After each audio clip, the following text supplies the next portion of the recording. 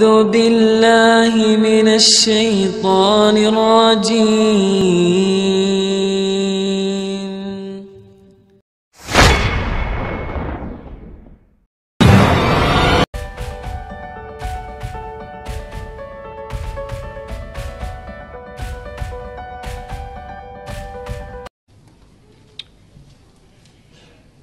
Pertanyaan yang kedua, manakah doa iftitah yang dibacakan dalam salat? Ya. Manakah doa iftitah yang bisa dibacakan dalam salat dan bagaimana hukumnya? Baik. Al-Bukhari nomor hadis 711.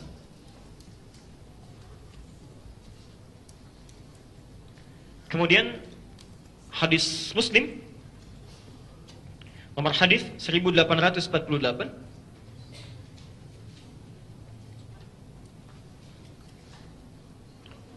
Ahmad, Musnad Ahmad nomor hadis 4339 dan 764. Al-Bukhari nomor hadis 711 dari Abu Hurairah. Hadis Muslim nomor hadis 1848. Musnad Ahmad, bukan Sunan Ahmad ya, tapi Musnad Ahmad. Nomor hadis 4339 dan 764. Ini sama dengan yang di Muslim. Kemudian Ibnu Majah nomor hadis 3221. Baik. Bapak Ibu setelah takbir dalam salat Allahu Akbar, ya. Kemudian membaca apa? Nah, pertanyaan saya, iftitah atau istiftah? Baik, yang iftitah angkat tangan. Yang istiftah angkat tangan. Saya ulang lagi, yang benar iftitah atau istiftah? Baik, yang wallahu a'lam angkat tangan. Baik. Doa iftitah atau disebut juga dengan istiftah itu ada 12 doa. Bukan cuma satu, ada 12 doa. Ada yang panjang, ada yang sedang, ada yang pendek. Sekarang perhatikan. Kalau saya tuliskan misalnya kalimat, kita tuliskan iftitah. Yang kedua, istiftah. Panjang mana bacaannya? Iftitah atau istiftah? Satu atau dua? Dua. Perhatikan, yang ini lebih pendek ya. Nah, dari 12 doa ini, ada yang sifatnya pendek sampai menengah, ada yang sifatnya panjang. Ya. Yang pendek misal, Allahu Akbar kabira, alhamdulillahi katsira, subhanallahi bukratan. Berhenti sampai di sini. Berhenti sampai di sini. Ya, itu doa disebutkan dalam kitab Musnad Ahmad nomor hadis 4339. Ya, disampaikan oleh Abdullah bin Umar. Ya, Abdullah bin Umar, Ibnu Umar. Ada lagi lebih singkat daripada itu. A'udzubillahi as-sami'il 'alim minasyaitonir rajim. Selesai. Ya. Ada yang agak panjang, menengah agak panjang. Allahumma ba'id baini wa baina khataayaya kama ba'adta bainal masyriqi wal maghrib. Allahumma naqqini minal khataaya kama yunaqqa ath-thawbal abyadha minad danas. Misal dan seterusnya, itu Anda temukan di Al-Bukhari nomor hadis 711. Ada lagi lebih panjang daripada ini. Wajjahtu wajhiya lilladzi fataras samawati wal arda hanifan muslima wa ma ana minal. Itu panjang sampai ke bawahnya. Anda bisa temukan di hadis Muslim nomor hadis 1848. Atau di Musnad Ahmad nomor hadis 764 sampai setengah potongannya. Nah, kalau Anda bacakan yang pendek sampai menengah, itu bahasa fikihnya disebut dengan iftitah. Kalau Anda bacakan yang panjang bacaannya, maka ulama menambahkan sin di depannya menjadi istiftah. Jadi kalau disebutkan istiftah, artinya doanya agak panjang. Kalau disebutkan iftitah, pilih yang pendek. Kenapa ada yang panjang dan ada yang pendek? Karena Rasulullah meminta kita memilih doa ini sesuai dengan keadaan kita saat akan menunaikan sholat. Kalau Anda sholat dalam keadaan yang tenang, tidak ada masalah, misal sholat fardu, maka pilih yang sedang-sedang, silahkan. Kalau Anda sholat malam, waktunya sangat panjang, hubungan dengan Allah tinggi, pilih yang paling panjang. Kalau Anda sedang menunggu pesawat, menunggu kendaraan, mau berangkat, pilih yang paling pendek. Ya, kesempatan semua masih bisa dibaca. Ya, jelas sampai sini? Sekarang perhatikan, di antara 12 doa yang menjadi pilihan, umumnya masyarakat di Indonesia memilih satu di antara dua. Satu, memilih menggabungkan dua doa sekaligus, Allahu Akbar kabira dengan yang wajah tuh. Oke? Seringkali diajarkan anak-anak kita ya dengan bacaan saat kecilnya Allahu Akbar kabira, walhamdulillah, subhanallahi bukratan wa asila. Ada dalilnya, ada. Itu satu doa pertama. Lalu digabungkan dengan yang kedua. Ya, selanjutnya apa? Awas, inni wajah tu atau wajah tu?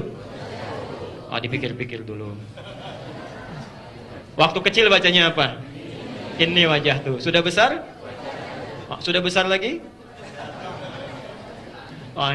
Awas, Anda mesti bedakan. Ada inni wajah tu, ada wajah tu, itu berbeda. Ya, itu berbeda. Tapi hadisnya ada juga. Saya sering sampaikan, yang menggunakan inni wajah tu ada hadisnya. Anda temukan di Ibnu Majah, nomor hadis 3221 dari sahabat Jabir bin Abdullah. Jabir bin Abdullah. Pelan-pelan. Saya mau sampai tuntas membahas ini. Sekarang kita bedakan dulu antara wajah tu dengan inni wajah tu. Kalau Anda membaca wajah tu, walaupun disambungkan dengan Allahu Akbar kabira, itu benar, dua doa disambungkan. Benar. Hadisnya Sahih Muslim nomor hadis 1848, ya, Musnad Ahmad nomor hadis 764 dari Ali bin Abi Thalib. Kata Ali, saya bacakan hadisnya, "Shallaitu khalfa Rasulillah sallallahu alaihi wasallam." Saya pernah salat di belakang Rasulullah sallallahu alaihi wasallam. Fastaftaha. Menggunakan istiftah. Fastaftaha. Maka beliau membaca doa istiftahnya, ya, wajjahtu wajhiya lilladzi fataras samawati wal ard, dan seterusnya hadis. Panjang itu redaksinya. Ya, panjang redaksinya.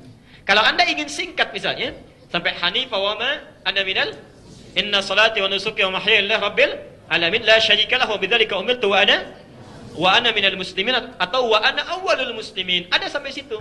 Riwayatnya tadi dari Ibnu Umar di Musnad Ahmad nomor hadis 4339. Tapi dua-duanya dimulai dengan wajah itu, tidak menggunakan ini. Kalau Anda ingin baca yang pakai ini, bisa ditemukan di Ibnu Majah nomor hadis 3221 dari Jabir bin Abdullah. Tapi bisa dibaca, kapan dibacanya? Dari mana taunya? Kita bacakan dulu hadisnya, baru kita simpulkan. An Jabir bin Abdullah radhiyallahu anhu qala, hadis riwayat Jabir bin Abdullah, semoga Allah meridai kepada beliau sampaikan, ra'aitu, saya seringkali melihat Rasulullah sallallahu alaihi wasallam, Rasulullah sallallahu alaihi wasallam hina yadhbah, setiap kali beliau menyembelih hewan kurban, aqbala al-qiblah, menghadapkan hewannya ke arah kiblat, thumma qala, kemudian mengatakan, Allahumma hadza min Muhammad, ya Allah, mohon terima kurban ini dari Muhammad, wa ali Muhammad, dan dari keluarga Muhammad, wa umat Muhammad, dan dari umatnya Muhammad yang dalam hidupnya tidak pernah bisa kurban. Rasulullah SAW, orang paling takwa di muka bumi ini, ketika akan kurban masih memikirkan umatnya yang belum bisa berkurban. Umatnya yang bukan Rasul, bukan Nabi, ya, kadang-kadang kurbannya juga iuran, atau satu kambing satu, baru dapat satu sudah perebutan pahanya. Ada yang cari kepalanya, Masya Allah. Ya. Nabi nggak pernah pikirkan itu. Kita yang bukan Nabi, kenapa cari-cari alasan? Ya. Hati-hati ya. Nah, yang paling menarik, thumma qala, kemudian beliau memulai doanya, Bismillahi Allahu Akbar, inni wajjahtu. Inni wajjahtu. Kami mengecek di 1235 kitab hadis yang ada sekarang. Dari mulai yang sahih sampai yang palsu pun, sampai hadis palsu pun, tidak didapati doa inni wajah itu dipakai dalam sholat. Hadis palsu aja nggak ada. Hadis palsu aja tidak ada. Yang saat sholat menggunakan inni wajah itu. Karena pemalsu hadis pun tidak tertarik. Ya, tidak tertarik karena sudah tahu doa ini dibaca saat menyembelih hewan kurban. Ya. Bahkan seorang tokoh NU, namanya Kiai Haji Muhyiddin Abdus Somad, mengarang buku judulnya Fikih Tradisionalis. Ya, itu pedoman orang itu yang fikih tradisionalis ya. Ada 393 halaman. Warnanya coklat luarnya. 393 halaman. Dibuka halaman ke-87 sampai halaman 88. Ini kalau Anda balik halaman 88-nya. Anda temukan di sini, ini hadis pertama ini dan beliau cantumkan ya. Hadis riwayat Musnad Ahmad nomor hadis 4339. Cuma ketika menulis Arabnya ditulis begini ya. 439 ya, 339. Tapi ketika diterjemahkan ke dalam bahasa Indonesia salah salin, ditulis 3439. Nah, ini ya. Di halaman 87-nya. Jadi yang benar yang ini.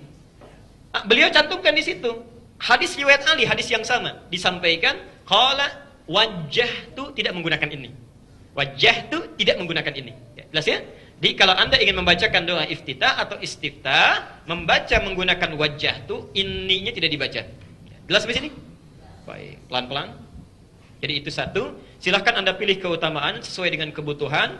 Dua-duanya bisa dilakukan sesuai dengan petunjuk Rasulullah sallallahu alaihi wasallam. Terakhir dalam pertanyaan ini, kapan baca Allahumma ba'id? Dan kapan baca wajjahtu? Kita lihat dulu. Kan ada 12 doa ya. Yang sering dibaca oleh Nabi, yang Allahumma ba'id, yang sedang tenang, keadaan biasa, dan wajjahtu. Pertanyaannya, gini cara membacanya. Anda kalau belajar fikih salat, menemukan hadis, cari dulu Nabi bacanya kapan. Praktekan itu kapan. Ya. Maknanya bagaimana? Ternyata ditemukan Rasulullah itu, kalau beliau membaca Allahumma ba'id, itu seringkali membaca dalam salat siang. Khususnya yang fardu. Ini dari mulai salat fajar sampai dengan salat isya. Ya. Itu yang dibaca oleh Rasulullah, seringkali yang Allahumma ba'id baini. Yang itu. Jarang baca yang lain, walaupun pernah sesekali baca yang wajjahtu dan seterusnya. Ya. Tapi kalau beliau menunaikan sholat malam, dalam tahajudnya, dalam qiyamnya, itu yang sering kali dibaca bukan yang Allahumma ba'id, tapi yang wajjahtu. Yang wajjahtu. Nah, ini ilmu yang mau saya sampaikan sejenak. Ya, kalau Anda ada yang mau dituliskan pertanyaan, boleh nanti dikumpulkan saja. Kalau Anda beraktivitas, banyak mana dilakukan? Siang atau malam? Siang. Maaf. Orang yang sering beraktivitas itu lebih besar kemungkinan salahnya dibandingkan dengan orang yang diam. Mulut yang banyak bicara itu besar kemungkinan banyak kelirunya dibandingkan dengan orang yang menahan pembicaraannya. Kaki yang banyak melangkah itu kemungkinan banyak salahnya dibandingkan dengan orang yang banyak mengistirahatkan kakinya. Insyaallah. Maka Bapak Ibu sekalian, perhatikan kalimatnya. Ketika Nabi membimbing kita untuk menunaikan sholat, dari mulai fajar misal ketemu dengan zuhur. Saya mau tanya nih, sebentar lagi sholat zuhur. Tadi sholat subuh jam berapa? 4.14 itu azan subuh. Ya, baik. Sekitar 4.14 azan subuh, kemudian sholat. Taruhlah dari jam 4 sampai dengan jam 9, kurang lebih ada 5 jam. Ya. Saya mau tanya, sampai dengan Anda duduk di sini, siapa yang tidak punya dosa dari jam 4 sampai jam 9 ini? Boleh angkat tangan. Hati-hati, hati-hati. Dalam setiap menit barangkali ada dosa muncul. Ya. Ketika Anda duduk barangkali sudah terpikirkan sesuatu yang lain. Ya. Tuh Ustaz tadi kenapa pecinya begitu ya? Kenapa bajunya begitu? Mungkin saja terjadi. Ya. Di pikiran kita kadang keliru, tangan kita keliru. Nah perhatikan, saat Anda masuk kepada zuhur, misal selang dari 6 jam dari mulai fajar, maka tidak ada manusia luput dari dosa. Ketika Anda sholat, Anda bacakan, perhatikan kalimatnya. Allahumma ba'id baini wa baina khatayaya kama ba'adta bainal. Perhatikan terjemahannya. Ya Allah, jika hamba dalam solat ini datang membawa kesalahan yang hamba perbuat sebelum solat, mohon jauhkan, bukan cuma bersihkan, tapi jauhkan antara hamba dengan kesalahan hamba. Pakai alif, ba'id. Ba'id itu sejauh-jauhnya hamba nggak mau lihat lagi. Sebagaimana engkau jauhkan antara timur dengan barat, nggak pernah ketemu. Allahumma naqqini minal khataya kama yunaqqa thawbul abyadhu minad danas. Kalau dosa hamba begitu pekat, kesalahannya begitu keliru luar biasa, mohon bersihkan ya Allah seperti noda dibersihkan dari pakaian. Allahumma ighsilni bil ma'i wa thalji wal barad. Kalau begitu kotor luar biasa, kalau perlu baiklin saja menggunakan air yang sangat dingin. Sampai-sampai Abu Bakar saat bertakbir itu ingin mengucapkan demikian, saat bertakbir saja itu sudah gemetar tangannya.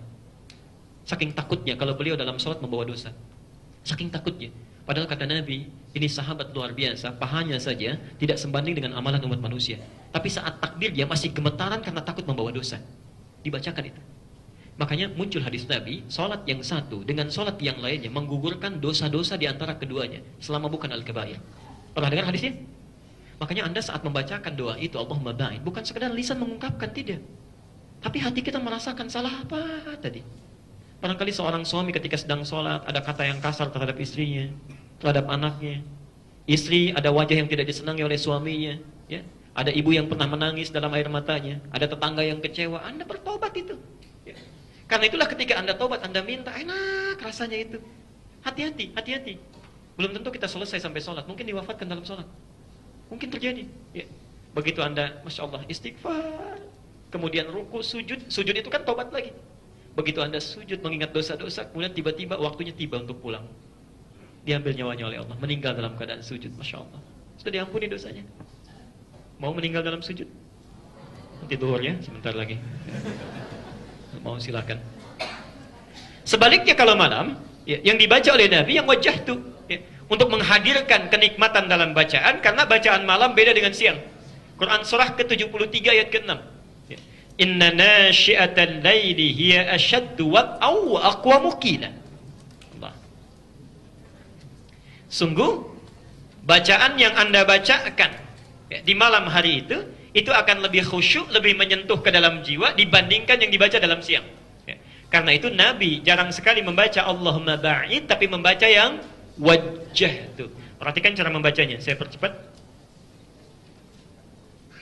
Wajjahtu wajhiya lilladzi fataras samawati wal arda hanifan muslima wa ma ana minal musyrikin. Insyaallah. Ya Allah, hamba pasrahkan sepenuhnya diri hamba saat ini, ya, pada Engkau penguasa langit dan bumi. Ya, perhatikan. Inna salati wa nusuki. Sungguh salat yang hamba tunaikan sampai dengan malam ini dan seluruh ibadah yang hamba kerjakan sampai dengan saat ini, wa mahyaya, dan kehidupan hamba sampai malam ini, wa mamati, atau Engkau wafatkan hamba di malam ini. Coba deh Anda bangun ya, malam-malam saat sedang sunyi, sepi, tidak ada orang, Anda berkata, ya Allah, kalau Engkau wafatkan hamba di malam ini misalnya, sudah tidak ada godaan macam-macam itu. Khusyuk ke hatinya. Lillahi rabbil alamin, hamba ikhlas, ya Allah, hanya untukmu, penguasa semesta alam. La syarika lahu, hamba berjanji tidak akan musyrik lagi. Wa bidzalika umirtu, untuk itu hamba diperintahkan. Wa ana minal muslimin, wa ana awwalul muslimin, dan saya berjanji kalau diberikan kehidupan lagi di masa yang akan datang, esok harinya hamba akan menjadi pribadi muslim yang lebih baik. Anda sudah janji. Ya. Jadi kalau misalnya kemarin, mohon maaf ya, mohon maaf, salat fardunya belum sempat ke masjid di 2 waktu, misal 3 waktu ke masjid, tapi 2 tidak, maka Anda berjanji akan lebih baik dibanding hari sebelumnya. Besoknya 5 waktu ke masjid. Ya. Yang sebelumnya cuma salat fardu, tidak pernah salat sunnah, besoknya dimulai salat sunnah. Yang sebelumnya nggak pernah baca Quran, besoknya walaupun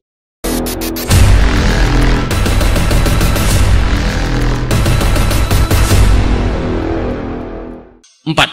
Begitu selesai, Anda menghadap kiblat. Lalu Anda ucapkan, lihat kalimatnya, inni wajjahtu wajhiya lilladzi fataras samawati wal arda, dan seterusnya hadis. Sepanjang penelitian kami dari hadis-hadis yang ada dari sahih sampai dengan palsu, maaf, kalimat inni wajjahtu itu hanya disebutkan dalam 2 hal. Satu, bagi yang selesai lontar jumrah menghadap ke kiblat. Yang kedua, bagi yang selesai menyembelih hewan kurban. Adapun dalam sholat, yang kami temukan kalimat wajjahtu tidak menggunakan inni, tapi langsung wajjahtu. Ustadz, apakah boleh menggunakan ini? Kalau kami pribadi berpendapat tidak perlu menggunakan ini, karena sekali lagi kalimat sholat itu diikat dengan petunjuk Nabi, sallu kama ra'aitumuni usalli. Kalaulah kalimat ini bisa digunakan, maka Nabi akan jadi orang pertama yang mempraktekkan iftitah. NU Muhammadiyah, orang NU sholat Allahu Akbar, Allahu Akbar kabira, walhamdulillahi katsira, wa subhanallahi bukratan wa asila. Datang orang Muhammadiyah, Allahu Akbar, Allahumma ba'id baini wa baina khataayaya kama ba'adta bainal masyriqi wal maghrib. Sini Allahu Akbar kabira, yang ini Allahumma ba'id, yang tengah preman baru taubat. Banyak nanya ke saya, gimana Ustadz, sebenarnya iftitah itu apa saja? Maka saya tulis di sini, iftitah 1, iftitah 2, iftitah 3, iftitah 4, iftitah 5. Silakan baca, silakan hafal. Yang mau baca iftitah 1, sah. Yang mau baca Allahumma ba'id, sah. Yang baca Allahu Akbar kabira, sah. Ketika Nabi SAW sedang sholat, tiba-tiba ada makmum di belakang baca Allahu Akbar kabira walhamdulillahi katsira wa subhanallahi bukratan wa asila.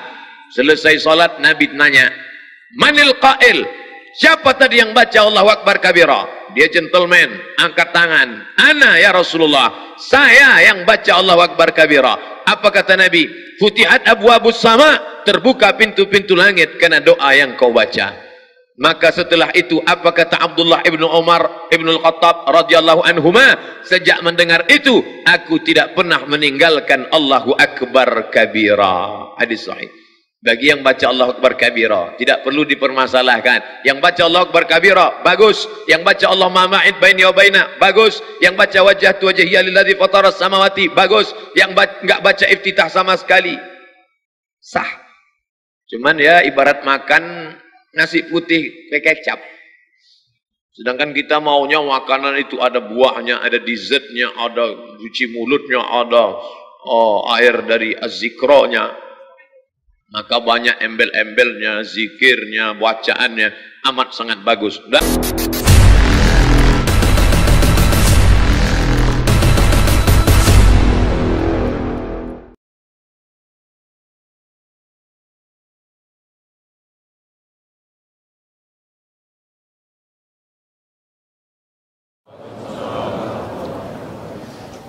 Alhamdulillah wa kafa. Assalatu wassalamu ala Rasulillahil Mustafa wa ala alihi wa sahbihi wa man wafa. Amma ba'd. Fa ya ibadallah, usi nafsi wa iyyakum bi taqwallahi faqad faza al-muttaqun. Fala tamutunna illa wa antum muslimun. Faqala ta'ala ya ayyuhalladzina amanu taqullaha haqqa tuqatih wa la tamutunna illa wa antum muslimun. وقال يا أيها الناس اتقوا ربكم الذي خلقكم من نفس واحدة وخلق منها زوجها وبث منهما رجالا كثيرا ونساء واتقوا الله الذي تساءلون به والأرحام إن الله كان عليكم رقيبا. Saudara-saudariku dan pemirsa Khair TV dimanapun Anda berada, alhamdulillah kembali kita diberikan kesempatan oleh Allah Subhanahu wa Ta'ala dapat menunaikan salat subuh berjamaah dan menjalani kehidupan di hari ini. Kita bermohon pada Allah Subhanahu wa Ta'ala, pertama semoga salat yang kita tunaikan diterima oleh Allah. Bulan ini termasuk bulan yang diistimewakan, bahkan langsung diisyaratkan dalam Al-Quran dan langsung dijelaskan di dalam hadis Nabi SAW yang keistimewaannya dibedakan dengan bulan-bulan yang lainnya. Kita bisa lihat misal di Quran surah ke-9 ayat 36, Quran surah At-Taubah ayat 36. Boleh pakai posisi? Langsung bacakan saja lah ya. Bismillah. Inna iddatash syuhuri 'inda Allahi 12 syahran fi kitabillah يوم خلق السماوات والأرض منها أربعة حرم ذلك الدين القيم فلا تظلموا فيهن أنفسكم. Perhatikan kalimatnya Bapak dan Ibu, teman-teman sekalian. Inna iddatash syuhuri 'inda Allah, sungguh jumlah bilangan bulan yang telah ditetapkan oleh Allah Subhanahu wa Ta'ala 12 syahran fi kitabillah, jumlahnya ditetapkan 12 bulan dalam setahun dan telah tetap ketentuannya dalam kitab Allah. Jadi Allah sudah menyatakan dalam Al-Quran setahun itu ada 12 bulan. Saya ulang ya, setahun ada 12 bulan. Bahkan ditegaskan yauma khalaqas samawati wal ard, itu sudah ditetapkan sejak bumi dan langit diciptakan. Jadi ini salah satu isyarat i'jazul ilmi, ya, hal yang menunjuk kepada mukjizat ilmiah yang isyaratnya terdapat dalam Al-Quran yang belum tentu ditemukan di kitab-kitab lain yang dianggap sebagai bagian dari agama. Silakan Anda cek, kecuali dalam Al-Quran. Ini Masya Allah, dan telah dibuktikan melalui pendekatan-pendekatan ilmiah. Tapi yang penting untuk kita, dari 12 bulan ini, minha arba'atul hurum, ada 4 bulan yang disebut langsung sebagai bulan hurum dalam Al-Quran ini. Jamak dari kata haram. Haram berarti sesuatu yang harus ditinggalkan, dijauhi, ditanggalkan, melahirkan resiko yang buruk tidak hanya saat di dunia, tapi bisa melahirkan dosa yang dibawa sampai ke akhirat. Jika dijamakkan kalimat haram ini, maka dia berubah menjadi hurum. Jamak menunjuk pada bentuk banyak, tidak hanya satu atau dua. Jadi ada bulan-bulan tertentu yang disifati oleh Allah langsung dalam Al-Quran sebagai bulan-bulan yang dituntut kita untuk mulai meninggalkan yang haram, menanggalkan segala hal yang tidak disukai oleh Allah, menjauhi segala hal yang tidak diridhai oleh Allah Subhanahu wa ta'ala. Bahkan hati-hati, bulan-bulan ini disifati kemudian dengan dua sifat setelah mengungkapkan nama atau 4 bulan tadi, arba'atun hurum. Nanti kita lihat tafsirnya di hadis Nabi. Sifat pertama, dzalikad dinul qayyim. Inilah kemudian kata Allah yang diterangkan sebagai ketentuan agama yang lurus, yang benar, ya. Din itu Islam. Dia tidak disebutkan kalimat din dalam Al-Quran yang hak kecuali menunjuk kepada Islam. Quran surah ketiga Ali Imran ayat 19, Inna dina 'indallahil Islam, kan? Jadi dzalikad din, itulah ketentuan dalam Islam. Al-Qayyim, Qayyim itu tidak disebutkan dalam bahasa kecuali menunjuk kepada sesuatu yang lurus, yang tidak menyimpang, ya, jadi benar, tidak ada penyimpangan di situ. Jadi artinya apa? Ini ingin memberikan kesan kepada kita, kalau ada orang-orang yang melanggar ketentuan di sini, seakan-akan ada yang menyimpang dalam keislamannya, ada yang tidak tepat, ya. Di orang Islam itu ketika disebutkan oleh Allah, tinggalkan, dia tinggalkan, lakukan, dia kerjakan. Nah, ada ketentuan dalam Islam, hal-hal yang dilarang nggak boleh dikerjakan, khususnya terutama jangan sampai itu terjadi di bulan-bulan ini. Jadi kalau ada yang mengerjakan larangan dari ayat ini, melanggar ketentuan ayat ini, seakan-akan ada isyarat yang halus sekali tapi tajam, dia sedang ada penyimpangan dalam agamanya, sedang bengkok, ya, tidak tepat apa yang dia kerjakan itu. Apa diantara yang harus kita lakukan? Fala tadhlimu fihinna anfusakum. Maka jangan sampai banyak berbuat zalim di bulan-bulan ini. Ya, perbuatan zalim itu perbuatan yang tidak pada tempatnya, yang tidak disenangi oleh Allah Subhanahu wa ta'ala. Nah, pertama, saya agak sedikit cepat. Bulan ini kemudian diterangkan oleh Rasulullah sallallahu alaihi wasallam, diriwayatkan oleh Imam Al-Bukhari dalam kitab sahihnya nomor hadis 3197. Baik. Dari Abu Bakrah radhiyallahu ta'ala anhu diterangkan, kemudian qala Rasulullah sallallahu alaihi wasallam, lima makna. Perhatikan kalimatnya, saya langsung ke ujung hadisnya saja.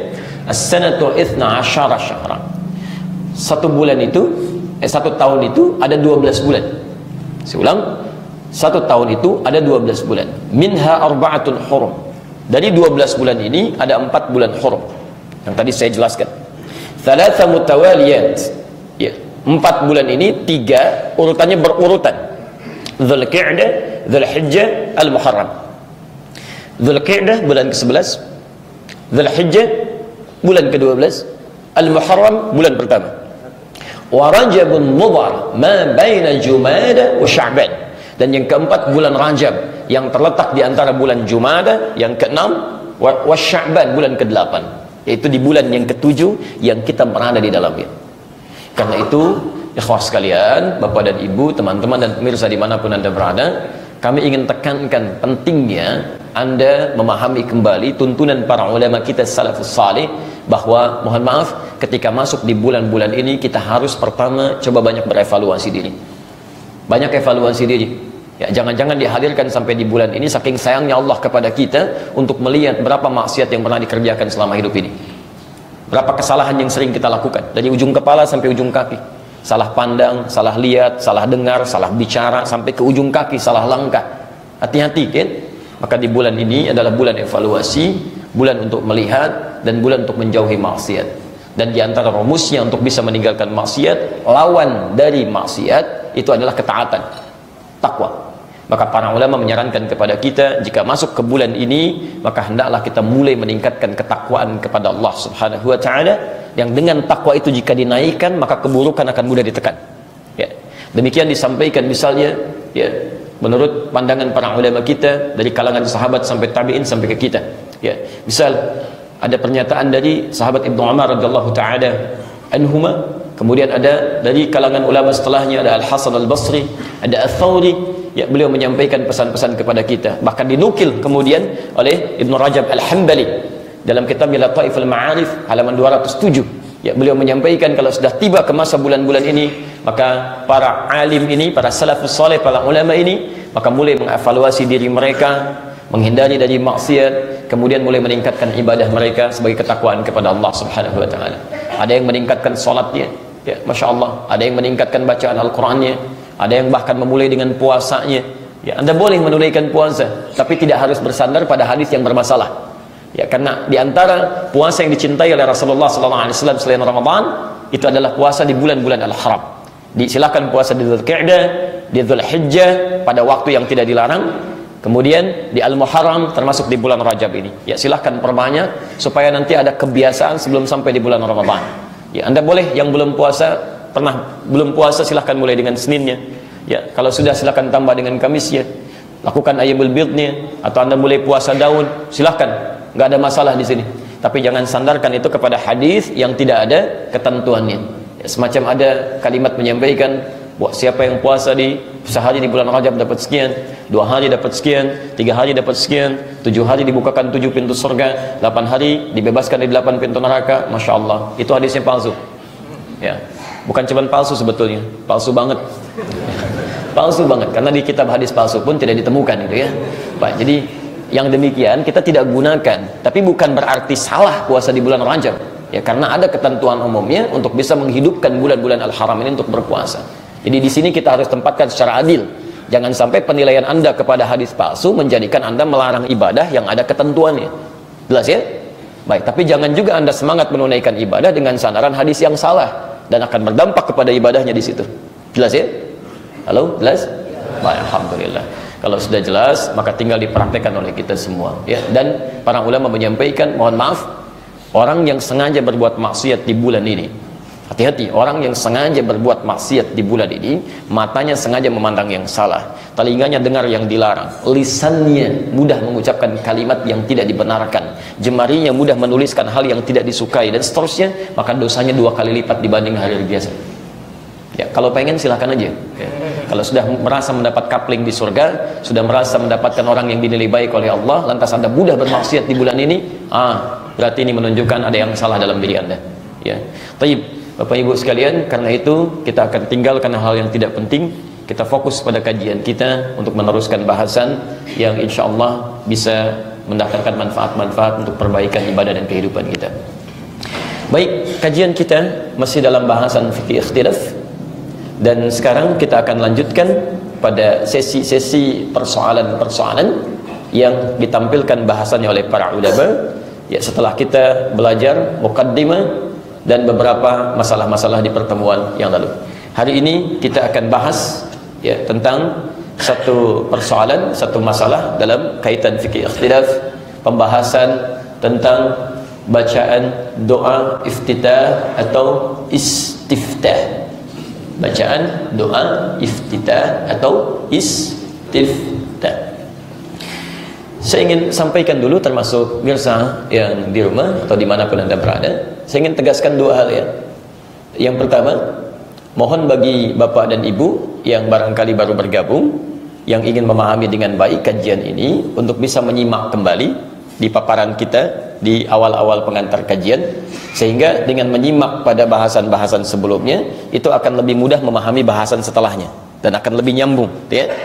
Baik, dan ini bisa dilihat diantaranya ya di channel di resmi kami di Akhyar TV ya, di Akhyar TV silahkan Anda bisa kembali simak kembali ya, karena sekarang beredar alhamdulillah kalau teman-teman ada syiar untuk menyebarkan dan sebagainya, selama itu ada kebaikan alhamdulillah, semoga Allah berikan pahalanya. Ya, tapi juga penting kami ingin sampaikan supaya tolong bantu teman-teman kita yang tidak bisa hadir untuk bisa melihat secara utuh. Karena sekarang banyak potongan-potongan video beredar sampai ribuan, bahkan saya pun baru tahu ada 3.000 gitu kan. Baik video kami muncul di YouTube, padahal yang official kami, yang resmi kami itu baru dibentuk bulan November tahun lalu gitu kan. Anda bisa bayangkan baru beberapa bulan sudah ada ribuan tayangan gitu kan, dan itu tidak bersumber dari kami. Dan celakanya dari potongan-potongan video ini kadang orang salah menyimpulkan ya. Kemarin saya dapat tautan, Masya Allah, kupas tuntas gitu kan, video Ustadz Adi Hidayat. Banyak sekali kesalahan diurutkan di situ. Cuman sayangnya ngambilnya dari potongan gitu kan. Baik, dan tidak dijelaskan kemudian di mana dia berada. Kadang mungkin nggak hadir di majlisnya. Tapi saya tertarik sekali, Masya Allah ya, masih sempat mengikuti video hanya untuk mencari kesalahan aja gitu. Jadi, Masya Allah luar biasa lah dapat perhatian seperti itu. Dan kadang lupa menjelaskan kesalahan orang lain, beliau sendiri lupa mungkin mencari banyak kesalahan orang, ternyata dia pun salah menuliskan. Kupas tuntas video Ustadz Adi Hidayat. Saya cari di bahasa Indonesia sampai di kamus pun belum saya temukan kalimat video itu ya. Yang ada video menurut saya gitu ya. Jadi kadang suka lupa kita mencari kesalahan orang, tak nampak kesalahan sendiri gitu ya. Jadi sudah, makanya jauhi yang tidak bermanfaat ya. Jauhi yang tidak bermanfaat, kita kembalikan pada yang penting saja. Jelas insyaallah? Baik. Bismillah. Nanti silahkan disimak ya, dilihat dengan baik. Kalau ada yang tidak paham, silahkan ditanyakan, kemudian nanti kita bahas. Kalau ada yang salah, langsung diingatkan supaya saya bisa koreksi. Dan saya sangat senang ya dengan itu jika kemudian bisa mendatangkan banyak manfaat untuk kita semua. Bismillah. Pembahasan kita tentang doa iftitah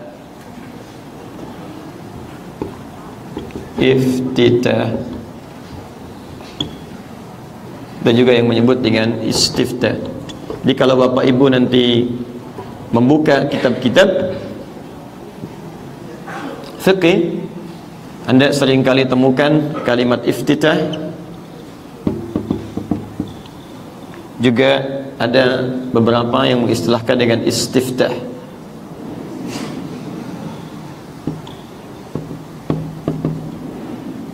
Istiftah. Baik, fokus sebentar ya. Baik, tentang materi ini kami sudah kopikan itu. Kalau di DKM masih ada kopian dari saya, itu sudah ada di situ, termasuk turunan dalilnya, persoalannya, dan beberapa runtutannya. Bagi Anda nanti yang berminat untuk mendapatinya, langsung saja copy dan silahkan disebarkan kembali untuk mendapatkan manfaatnya. Perhatikan sini pelan-pelan Bapak dan Ibu sekalian. Kita nanti coba akan bahas akar persoalannya apa, sehingga penting kita kaji di kesempatan hari ini menjadi bagian dari fikih ikhtilaf. Khususnya di kita, di Indonesia, saya batasi dulu skopnya untuk di Indonesia, dan di beberapa tempat yang lain, bacaan iftitah atau istiftah ini seringkali terbatasi pada dua bacaan utama. Pertama, ada yang menggunakan bacaan Allahumma ba'id, kan? Baini wa baina khatayaya, kan? Yang kedua, ada yang menggunakan bacaan wajjahtu, kan? Terus sebagian bahkan memulainya dengan inni wajjahtu, ya. Jadi kalau Bapak Ibu kita khususnya di Indonesia dari sejak kecil sering diajarkan umumnya dengan dua doa ini. Kalau tidak inni wajjahtu atau wajjahtu, dan saya kasih garis begini, atau diajarkan dengan Allahumma ba'id. Hanya sayangnya kemudian menyebar persepsi di masyarakat bahwa kalau orang membacakan Allahumma ba'id, kan, atau inni wajjahtu atau wajjahtu, selalu dikesankan terafiliasi dengan golongan tertentu, ormas tertentu, kan, atau bahkan aliran tertentu. Sehingga kadang-kadang di masyarakat awam ada kesimpulan kalau baca Allahumma ba'id, ini Muhammadiyah, gitu kan? Ini Persis, kan? Kalau baca wajjahtu, ini wajjahtu, tidak ada keraguan, la raiba fi, ini pasti NU, gitu kan? Dan sebagainya. Padahal zaman Nabi nggak ada Muhammadiyah, nggak ada NU, gitu kan? Apakah Nabi pernah bersabda yang baca Allahumma ba'id itu Muhammadiyah, gitu kan? Yang baca ini wajjahtu itu NU. Sejak kapan kemudian itu berubah jadi ketentuan yang tersekat pada beberapa persoalan-persoalan tertentu? Nah, namun demikian kita harus edukasi, berikan pencerahan tentang sumber persoalan ini, dari mana akarnya, kenapa menjadi begini, dari mana sumbernya. Jangan-jangan yang kadang-kadang sering berselisih ini juga belum pernah lihat di mana hadisnya, kan, atau belum tahu di mana sumbernya. Itu yang coba kita gali, sehingga dengan itu semua kita paham dan kita telusuri. Pertama, adakah ini kemudian dalilnya? Yang kedua, ini yang paling penting, kapan Nabi membacakan itu? Dan yang ketiga, apa maksudnya di balik kalimat-kalimat ini, sehingga ketika kita bacakan dalam solat, nilai kalimat ini bisa menghadirkan kekhusyuan dalam solat kita. Paham sampai sini? Halo? Jelas? Belum saya terangkan ya. Nanti kalau sudah saya terangkan jadi jelas ya. Baik, tenang, insya Allah bubur ayamnya setelah kita selesai ya. Tetap jangan bawa ke sini. Baik, sekarang kita belajar dari yang pelan-pelan dulu, dari yang ringan.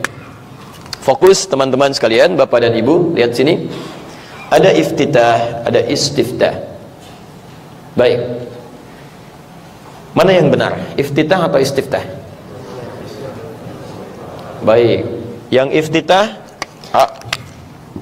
angkat tangan. Baik. Yang istiftah, angkat tangan. Yang dua-duanya? Yang wallahu a'lam. Masya Allah, itu paling gampang ya. Itu paling gampang. Baik. Kira-kira keduanya sama atau beda? Oh jelas beda. Pertama jelas beda, nggak mungkin sama. Tulisannya juga beda. Ya? Baik. Pertama dari segi tulisannya, satu iftitah, dua istiftah. Baik Bapak Ibu sekalian, perhatikan dari segi tulisan ini berbeda. Dan perbedaan tulisan akan melahirkan perbedaan makna. Tapi perbedaan makna ini sifatnya ada dua. Ada yang sama sekali berbeda, ada yang sebetulnya menunjukkan satu inti yang sama tapi dengan penekanan yang berbeda. Sama-sama ingin menerangkan bab ini, cuman dengan penekanan yang berbeda. Nah sekarang saya tunjukkan kaidah dulu dalam bahasa Arab ya. Lihat kaidahnya ya. Jadi saya turunkan sampai ke tataran paling rendah supaya kita paham ya. Perhatikan, ada kaidah bunyinya begini. Ziyadatul mabna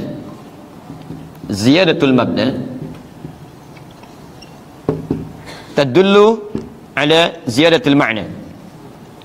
Ada ziyadatil ma'na. Harus pahami betul ya, karena inti untuk memahami Al-Quran ataupun hadis ataupun teori yang diungkapkan dalam bahasa Arab adalah mendalami kaidah bahasanya ya. Mendalami kaidah bahasa ini penting sekali ya, karena itu dulu para ulama sebelum belajar menafsirkan sesuatu, mereka mendalami dulu ilmu bahasanya ya. Dan kalau belum paham tentang ilmu ini, tolong jangan bicara dulu gitu ya, karena nanti pembicaraan tentang sesuatu bisa menafsirkan hal yang salah. Hati-hati ini ya. Ini sekarang banyak persoalan takdir, qadar, ini macam-macam dan sebagainya, tapi pendalaman Anda pada bahasa kurang gitu, sehingga bisa salah persepsi di sini. Ya, dan celakanya misalnya sulit untuk berdialog, itu yang susah. Ya, itu yang agak repot ya. Kita undang untuk dialog, kita undang untuk ngobrol tidak datang, tapi menyampaikan pendapat dibuka umum gitu kan, yang belum tentu benar adanya. Ini yang repot. Ya, jadi hati-hati dalam persoalan-persoalan ini. Lihat sini teman-teman. Ziyadatul mabda, bertambahnya satu kalimat ya, mabna ini asalnya bangunan, tulisan, runtutan. Bertambahnya satu unsur dalam kalimat seperti penambahan huruf ya, dalam kalimat, tadullu ala ziyadatil ma'na, akan berdampak kepada bertambahnya makna, meluasnya makna. Baik, sekarang lihat sini, saya tunjukkan iftitah berapa huruf? Sudah cepat, kalau tidak tahu coba tekan Allahu a'lam ya. Baik, berapa huruf? 5. Baik, yang 5 angkat tangan. Baik, alhamdulillah. Yang 6 angkat tangan. Baik, kita hitung 1, 2, 3, 4, 5, 6. 6 huruf. Baik, istiftah berapa huruf? Saya hitung sama-sama. 1, 2, 3, 4, 5, 6, 7. Ini teorinya. Lihat sebentar. Ada iftitah, ada istiftah. Ini 6 huruf, ini 7 huruf. Kira-kira kalau yang ditambah hasilnya lebih banyak atau lebih sedikit? Pasti lebih banyak ya? Pasti lebih banyak. Jadi ini lebih banyak daripada ini. Kalau kita terapkan kaidah ini, maka yang pertama ini, yang A, yang iftitah, ketika kemudian ditambahkan satu huruf yang lain, berubah jadi istiftah, lebih banyak hurufnya menjadi 7, menandakan bahwa yang kedua maknanya akan lebih luas dibanding yang pertama. Paham? Baik, sekarang perhatikan. Ini iftitah, ini istiftah. Huruf ini semua ada di sini. Ya, ini ada misalnya hamzah wasal, di sini ada hamzah. Ini ada fa, di sini ada fa. Ini ada ta 2, di sini ada ta 2. Ini ada alif, sini ada alif. Ini ha, di sini ada ha. Di sini sin, di sini tidak ada sin. Jelas? Nah, sekarang fokus. Baik, sekarang kalau Anda lihat seperti ini, maknanya lebih panjang dari yang pertama, maka secara bahasa satu, ini menunjukkan bahwa jika ada dari segi bacaannya, yang pertama misalnya lebih panjang dibaca dari yang kedua, awas, yang pertama dibaca lebih panjang daripada yang kedua, maka ini dari sisi bacaan menunjukkan bacaannya lebih panjang dibanding dengan bacaan yang pertama. Sekarang lihat, iftitah dengan istiftah, panjang mana bacaannya? 1 atau 2? 2. istiftah, maka secara makna pun apa yang dimasukkan pada nama ini menunjukkan bacaannya lebih panjang daripada yang pertama. Jadi ketika diistilahkan dengan nama iftitah, ini menunjuk pada bacaan-bacaan yang pendek, yang ringan atau menengah. Tapi kalau diungkapkan dengan kata istiftah, ini menunjuk pada bacaan yang lebih panjang daripada yang pertama. Jadi kalau Anda menemukan di kitab fiqih dituliskan misalnya dengan kalimat istiftah, yang dimaksud doanya cukup panjang, yang panjang. Tapi kalau dituliskan dengan nama iftitah, maka secara bahasa bisa dimaknai lebih pendek daripada yang pertama. Sekalipun nanti kadang-kadang namanya hanya disebutkan dengan nama yang sama untuk mewakili keseluruhannya. Tapi untuk membedakan itu semua, jika disebutkan iftitah yang dimaksud pendek, jika disebutkan istiftah yang dimaksud bacaan yang cukup panjang. Kenapa ada dua istilah ini? Karena ternyata doa yang datang dari Nabi yang diajarkan itu ada 12 doa, bukan cuma 1-2 doa. 12. Dari 12 ini ada doa yang pendek, Allahu Akbar kabira, alhamdulillahi katsira, subhanallahi bukratan wa asila, selesai, pendek. Hadisnya sampai situ. Jadi kalau Anda sudah baca sampai sini, artinya Anda sudah membaca doa satu, doa iftitah. Kalau Anda gabungkan dengan wajah itu, Anda menggabungkan dua doa di situ. Jelas? A'udzubillahi samil alim minasyaitonir rajim min hamazati wa nafthihi wa nafthihi, selesai.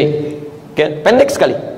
Ada yang pernah dibacakan oleh Nabi pendek, ada juga yang menengah. Allahumma ba'id baini wa baina khataayaya kama ba'adta baina al-masyriqi wal maghrib, cukup menengah. Ada yang panjang, wajjahtu wajhiya lilladzi fataras samawati wal arda hanifan muslima wa ana minal musyrikin, sampai seterusnya. Ya Rabban Jibril wa Mikail, dan seterusnya. Tayyib. Jadi ada bacaan yang pendek, ada yang menengah, ada yang panjang.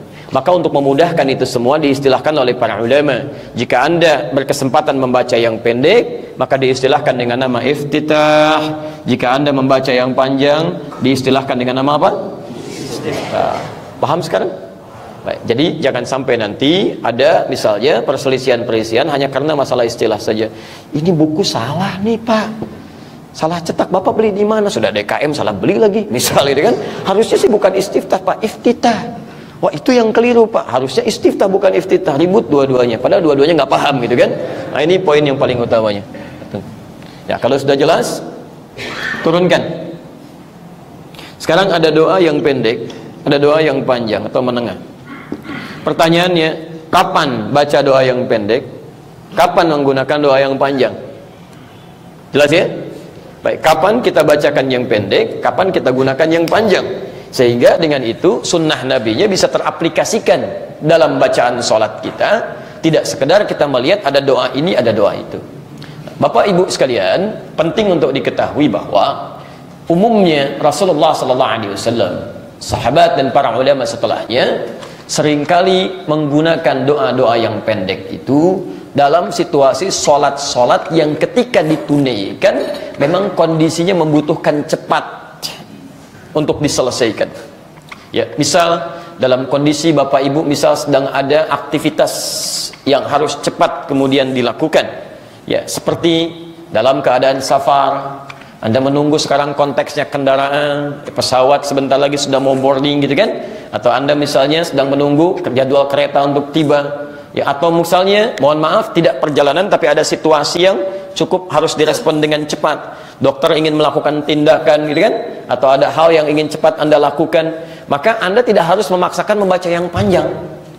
Pilih yang paling pendek. Anda keluarkan doanya. Anda pelajari itu. Bahkan dalam keadaan Anda harus lebih cepat pun boleh tidak baca itu. Ya, ini kan hukumnya sunnah. Bila dikerjakan kita mendapatkan pahala di situ dan besar pahalanya. Bila tidak mampu untuk mengerjakannya, awas, bukan bila ditinggalkan.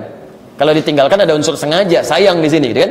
Bila pun tak mampu untuk bisa membacakannya karena situasi tertentu, Anda tidak salah dan sholat Anda tetap sah. Jelas ya? Nah, jadi di sini tugas kita adalah, coba keluarkan doa-doain dari yang paling pendek, menengah, panjang. Ketika Anda mendapatkan situasi tertentu tidak bisa membacakan panjang, bahkan imam nih, kadang-kadang dalam sholat tertentu Anda nggak bisa bacakan yang panjang-panjang. Ya, misal sholatnya sholat sunnah, banyak rakaatnya, seperti tarawih misalnya. Ya, dalam hal ini para imam, ya para qari, bahkan para muqri, al-a'immah, para imam-imam salat itu lebih menganjurkan kepada kita tidak membaca yang panjang-panjang, baca yang pendek. Bahkan singkat. Subhanadzil mulki wal malakut wal izzati wal jabarut wal kibriyai wal azamah, langsung Fatihah. Ya, makanya kalau antum misalnya bermakmum nanti di imam-imam Timur Tengah, itu gak akan panjang-panjang gitu. Begitu mulai takbir, tiba-tiba sekian detik sudah baca Al-Fatihah. Karena yang dibaca gak panjang-panjang. Salatnya salat sunnah gitu kan. Kemudian rakaatnya cukup banyak. Lalu Anda bacakan iftitahnya pun yang panjang juga. Itu memberikan beban nanti kepada makmum di belakangnya. Paham ya? Masya Allah sudah 23 rakaat yang dilakukan gitu kan. Masya Allah bacaan Al-Qurannya 6 harakat, yang dibaca panjang-panjang, iftitahnya paling panjang, la haula wala quwata illa billah. Begitu nengok ke belakang nggak ada makmumnya satupun, kan? Selesai. Nah, jadi di sini beberapa hal harus dikondisikan, ya. Taib. Namun dalam keadaan yang sifatnya tenang, salat-salat yang nyaman, kan? Ya, semacam salat-salat fardu ataupun juga salat-salat kala sendirian, Anda tahajud, silahkan Anda bacakan yang paling panjang, bahkan untuk menghadirkan kenikmatan dan pahala-pahala yang lebih dibandingkan dengan itu. Paham sampai sini? Baik. Kalau sudah mengerti sampai di sini, maka mari kita lanjutkan pada persoalan spesifiknya. Di antara 12 doa ini, yang insya Allah nanti di pertemuan berikutnya saya coba berikan rinciannya, supaya Bapak Ibu nanti bisa mendapatkan, nanti nggak ada masalah. Insya Allah tolong diingatkan dari DKM, saya nanti print out, saya copy, sampaikan sejumlah berapa. Ya, jangan ada yang copy, biarkan kami yang copy. Jadi DKM cukup terima aja nanti. Ya, nanti kita kopikan berapa jumlahnya. Ya, hari ini ada berapa dan kebiasaan ta'lim kita berapa orang. Nanti biarkan kami print out sendiri, copy sendiri, antum tinggal terima, antum bagikan. Ya, apalagi jamaah antum cukup fokus belajar aja. Antum fokus belajar. Pokoknya antum datang, kemudian lihat aja, catat. Kalau nggak ada catatan sampaikan, nanti kita siapkan buku tulisnya. Nggak ada pulpen, bilang kita siapkan pulpennya. Nanti materinya kita kasihkan, selesai antum makan bubur dan pulang, gitu kan? Selesai. Kalau dengan semua ini antum belum bisa semangat juga, sampaikan dengan cara apa lagi kita mesti fasilitasi, gitu kan? Baik. Sekarang secara spesifik, persoalan utamanya dari 12 ini seringkali ya tergambarkan di lingkungan masyarakat kita. Spesifik bacaan doa iftitah atau istiftah ini pada dua doa utama yang tadi kita sampaikan. Ada yang membaca Allahumma ba'in, ada yang membaca wajjahtu atau inni wajjahtu. Sekarang kita akan fokus pada bahasan ini, seperti apa gambarannya, bagaimana cara membacanya, dan kapan dia khususnya dibacakan. Paham? Baik, bismillah, kita mulai bacaan kita. Pertama kita uji dulu dengan dalil. Ya. Karena ketentuan dalam syariat ketika akan diamalkan jadi ibadah, dasarnya dalil. Ad-dinu huwad dalil. Ya, agama itu mesti ada dalil. Ya, kalau misalnya tidak ada dalil, maka Anda tinggalkan. Selesai sebetulnya, simple. Sederhana dalam beragama itu. Ada dalil kerjakan, gak ada dalil tinggalkan. Dan gak usah maksa, gitu kan? Nah, sekarang kita uji apakah ini ada dalilnya atau tidak. Dan saya ingatkan dari sekarang ya, tolong jangan mengarang kalau dalam masalah agama, termasuk dalam menjawab pertanyaan masalah agama. Mengarang hanya ada dalam pembahasan bahasa Indonesia, ya, hanya ada dalam pelajaran bahasa Indonesia. Bismillah. Taib, kita uji dulu pertama yang Allahumma ba'id baini wa baina khatayaya dan seterusnya. Kita lihat ditemukan ini di antaranya di Sahih Al-Bukhari, riwayat sahabat bernama Abdurrahman bin Sakhr. Abdurrahman bin Sakhr, ya sebenarnya Sad ya, bin Sakhr, yang nanti punya keistimewaan senang dengan dan memelihara merawat anak kucing kecil, dikenal dengan Hurairah, sehingga beliau memiliki kunyah atau julukan Abu Hurairah radhiyallahu ta'ala anhu. Nama aslinya ini Abdurrahman bin Sakhr, ya, Sakhr. Di Al-Bukhari nomor hadis 711, ya, kita temukan ini. Kemudian yang wajah itu, dan bahkan seringkali diajarkan ya di anak-anak sekolah dengan kalimat inni, gitu kan? Inni wajah itu. Saya bagi dua dulu ya untuk turunan ini. Satu yang wajah itu dulu, yang tidak pakai ini.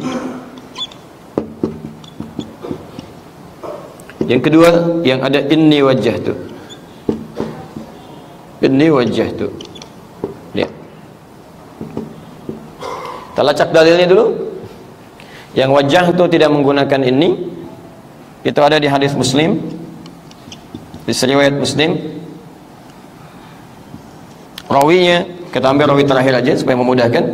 Sahabat Ali bin Abi Thalib radhiyallahu taala anhu, menantu Nabi sallallahu alaihi wasallam.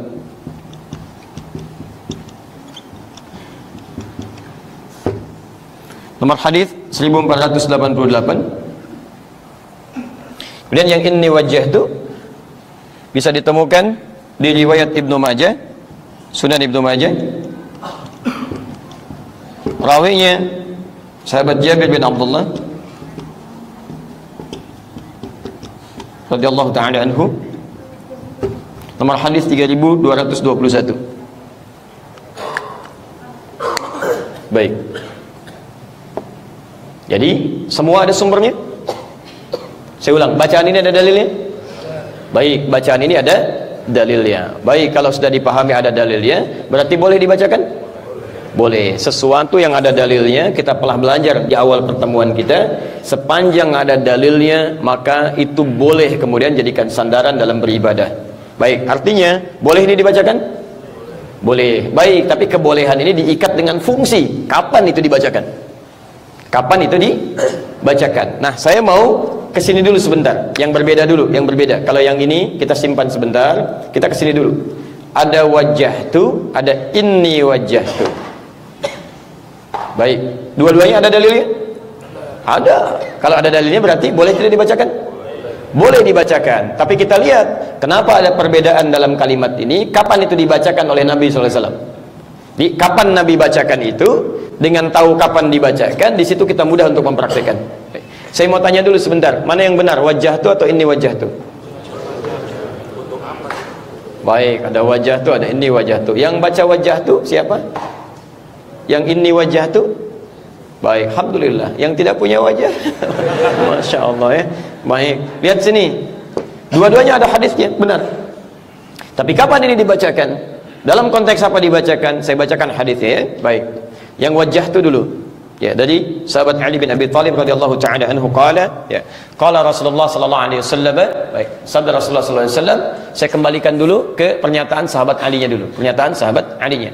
Kata beliau, "Shallaitu khalfa Rasulillah sallallahu alaihi wasallam." Saya pernah salat di belakang Rasulullah sallallahu alaihi wasallam. Fastaftaha. Fastaftaha. Maka beliau membaca doa istiftahnya. Istaftaha. Kalau istiftah berarti panjang atau pendek? Nah, ingat tadi ya. Maka bacaan ini ketika sahabat Ali bin Abi Thalib salat di belakang Rasulullah SAW, beliau membaca doa istiftah, artinya agak panjang bacaan doanya. Faqala, maka apa yang dibaca? Wajjahtu wajhiya lilladzi fatara as-samawati wal arda hanifan musliman wa ma ana minal inna as-salati wa nusuki wa mahyaya wa mamati lillahi rabbil alamin la syarika lahu bidzalika umirtu wa ana. Baik, ada wa ana minal muslimin, ada wa ana awwalul muslimin. Ada redaksi sampai di sini, ya sebagian di hadis Muslim, ada redaksi yang diteruskan lagi lebih panjang lagi. Tayyib. Jadi ini ada dalilnya disampaikan oleh sahabat Ali bin Abi Thalib dan dibacakan dalam keadaan sedang salat. Artinya ini benar sebagai doa istiftah. Tayyib, sedangkan inni wajjahtu. Inni wajjahtu dari hadis-hadis yang kami temukan, ya, ketika kami coba telusuri, ya alhamdulillah di rumah itu ada sekitar 1235 kitab hadis, dari yang paling sahih sampai yang paling dhaif, bahkan yang palsu. Dan saya secara pribadi juga pernah menelusuri kitab-kitab atau buku-buku yang dijadikan rujukan, ya baik itu di masyarakat maupun ke ormas. Sampai saya pernah menempuh perjalanan ke daerah ujung Jawa Tengah tuh, sampai ke Lasem. Saya cari buku-buku klasiknya yang digunakan juga di ormas-ormas sebagai panduan gitu kan.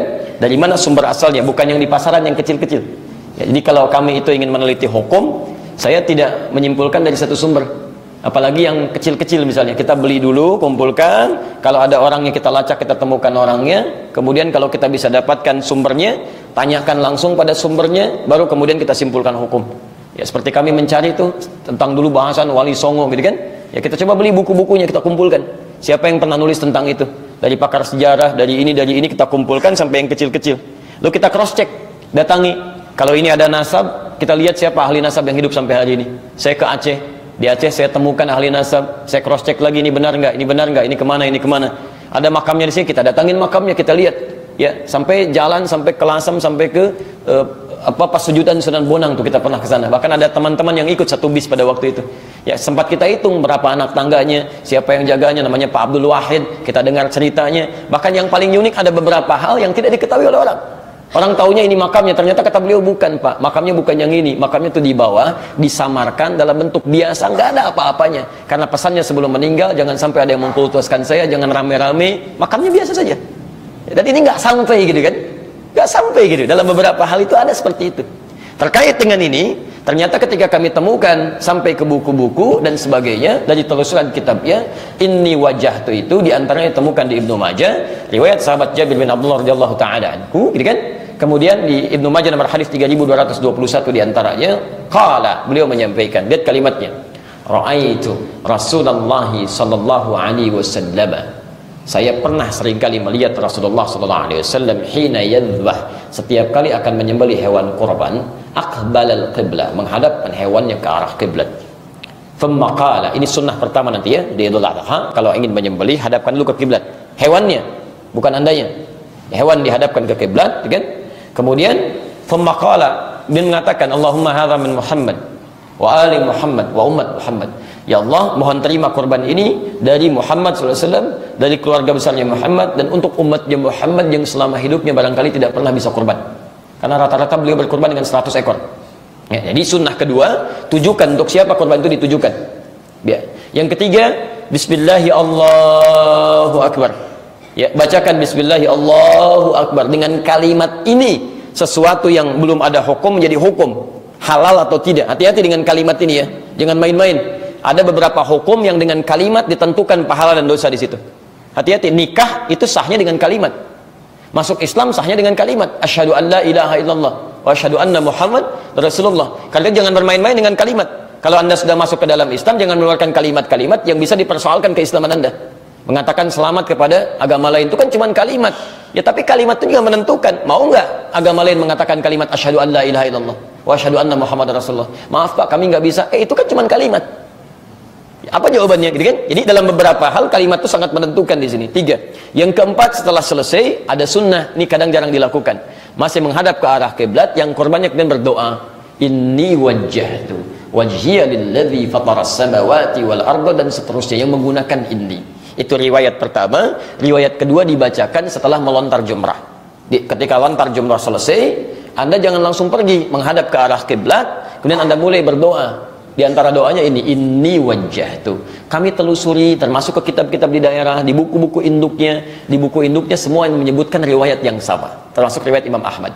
Jadi kalimatnya menggunakan wajjahtu, tidak menggunakan ini, khusus untuk sholat yang menggunakan bacaan iftitah. Adapun menggunakan inni wajjahtu setelah ditelusuri, itu tidak ada kaitan dengan bacaan solat-solat, doa iftitah ataupun istiftah, tapi cuma doa tadi. Dua tadi, doa saat menyembelih hewan kurban atau doa saat selesai melontar jumrah. Paham sampai sini? Baik, saya coba lihat kenapa kemudian menjadi bercampur dengan buku fikih solat. Kemungkinan besar adalah mengambilnya bacaan dalam Al-Quran ya, yang ketika Nabi Ibrahim itu berdoa inni wajjahtu dan seterusnya, dimasukkanlah kemudian dalam bacaan bercampur dengan bacaan fikih salat ya. Padahal kalau kita teliti lebih dalam lagi, bukan masalah boleh atau tidak boleh, karena Nabi sudah memberikan spesifik bacaan ini kapan digunakan gitu. Nabi membacakan wajjahtu tanpa ini kesini arahnya, yang ini wajjahtu kesini arahnya. Kalaulah kemudian ini wajjahtu bisa digunakan dalam salat, tentu Nabi akan pernah membacakannya. Jelas sampai sini? Baik, jadi apakah kemudian menjadi salah sholatnya bagi yang pernah melakukan? Ya tidak. Kalau belum diketahui tentang sisi keilmuannya, belum tahu sumbernya, maka tetap dinilai pahalanya, sempurna sholatnya, tidak perlu diulang. Itu diantara dalilnya ada di Quran surah kedua Al-Baqarah ayat 143, posisi paling kiri sebelah bawah. Jadi kalau Anda pernah menunaikan sholat dengan keimanan yang kuat, dengan kekhusyuan, tapi ilmu misal belum maksimal, Anda sudah belajar gitu kan? Nah itu tidak berlaku hukum di situ. Ma'fur.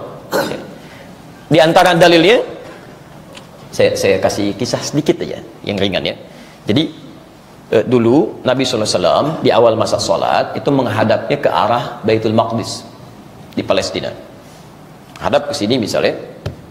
Kemudian ketika beliau satu kali berkunjung ke satu tempat, rumahnya Ummul Bashar dengan beberapa sahabat, lalu tiba waktu sholat, ada riwayat menyebutkan sholat zuhur, riwayat lain menyebutkan sholat yang lainnya. Di pertengahan turun surah Al-Baqarah ayat 144. Qad nara taqalluba wajhika fis sama' falanuwalliyannaka qiblatan tardhaha fawalli wajhaka syatral masjidil haram.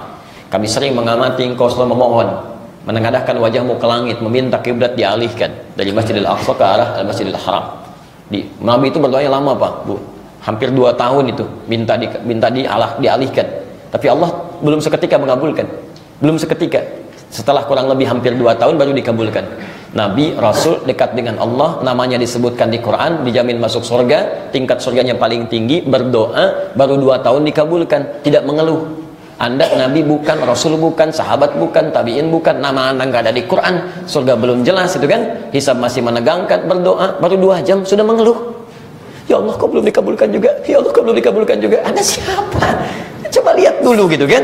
Belajar kepada para nabi bagaimana caranya bersabar dalam menerima jawaban, kan? Tayyib, dikabulkanlah turun ayat itu. Tiba-tiba ketika dikabulkan itu turun ayatnya, berputarlah Rasulullah SAW dari begini berputar 180 derajat seperti ini. Sahabat di belakang ikut putar ke sini. Tayyib. Jadi begitu selesai menunaikan sholat, nah itu unik tuh. Sholat itu ditunaikan dengan 2 kiblat. Kiblat pertama ke Baitul Maqdis, setelah turun ayat ke Al-Masjidil Haram. Maka sampai hari ini dikenal dengan masjid dengan 2 kiblat. Disebut kiblatain. Masjid kiblatain. Kalau Anda umrah suka dibawa tuh ya ke masjid ini. Tayyib, teman-teman, yang jadi masalah ketika ini selesai, pulang kembali ke Madinah, disampaikanlah kepada orang-orang Madinah.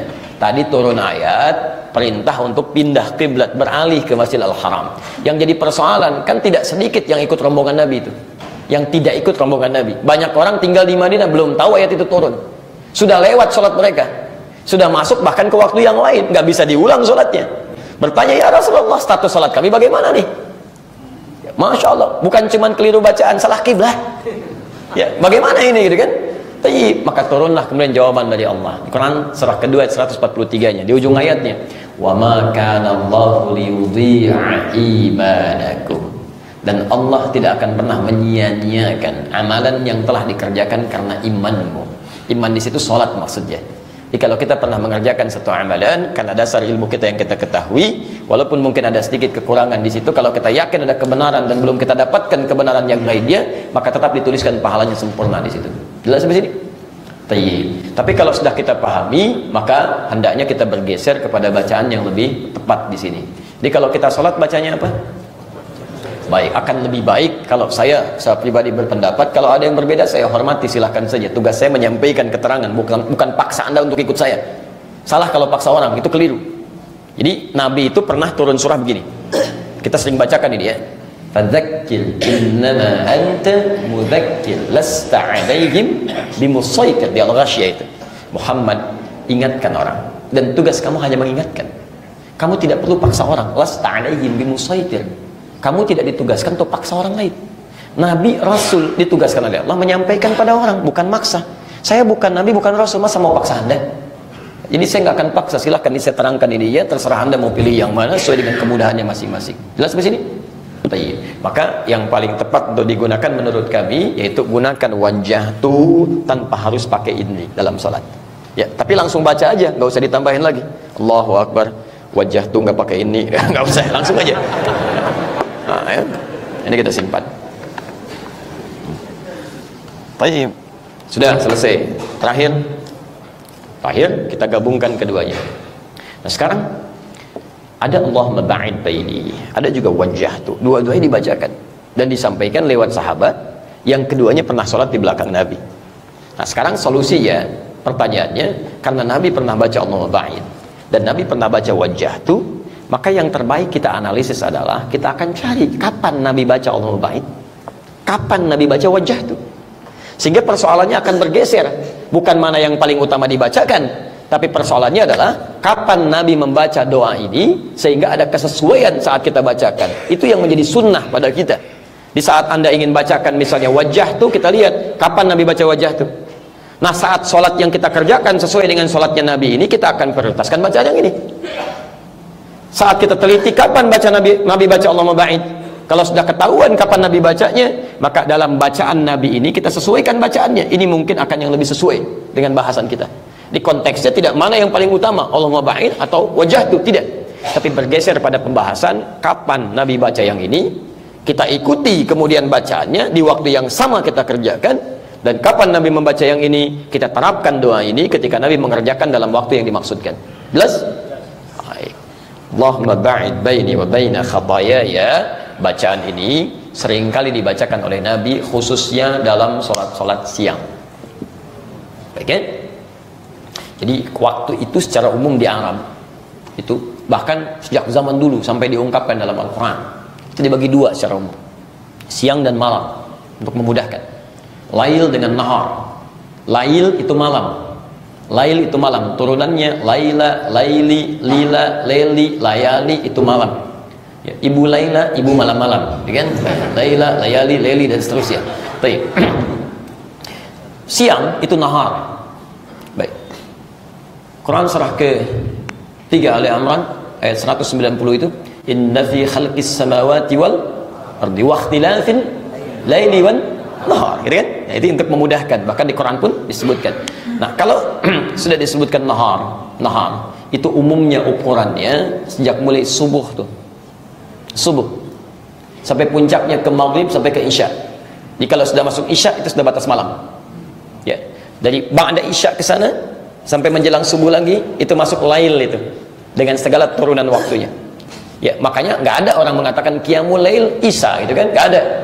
Tahajudnya kapan? Maghrib? Nggak ada, pasti tengah malam, itu pasti lail ya. Jelas ya. Dan nggak mungkin ada orang salat subuh misalnya masih jam 3, nah, itu mustahil, itu salat subuh yang kecepatan gitu kan ya. Jadi pasti ada turunan antara masuk nahar dengan masuk lail. Jadi kalau disebutkan salat siang nahar itu umumnya dimaksudkan dalam fikih salat fardu, salat fardu dari subuh sampai dengan isya.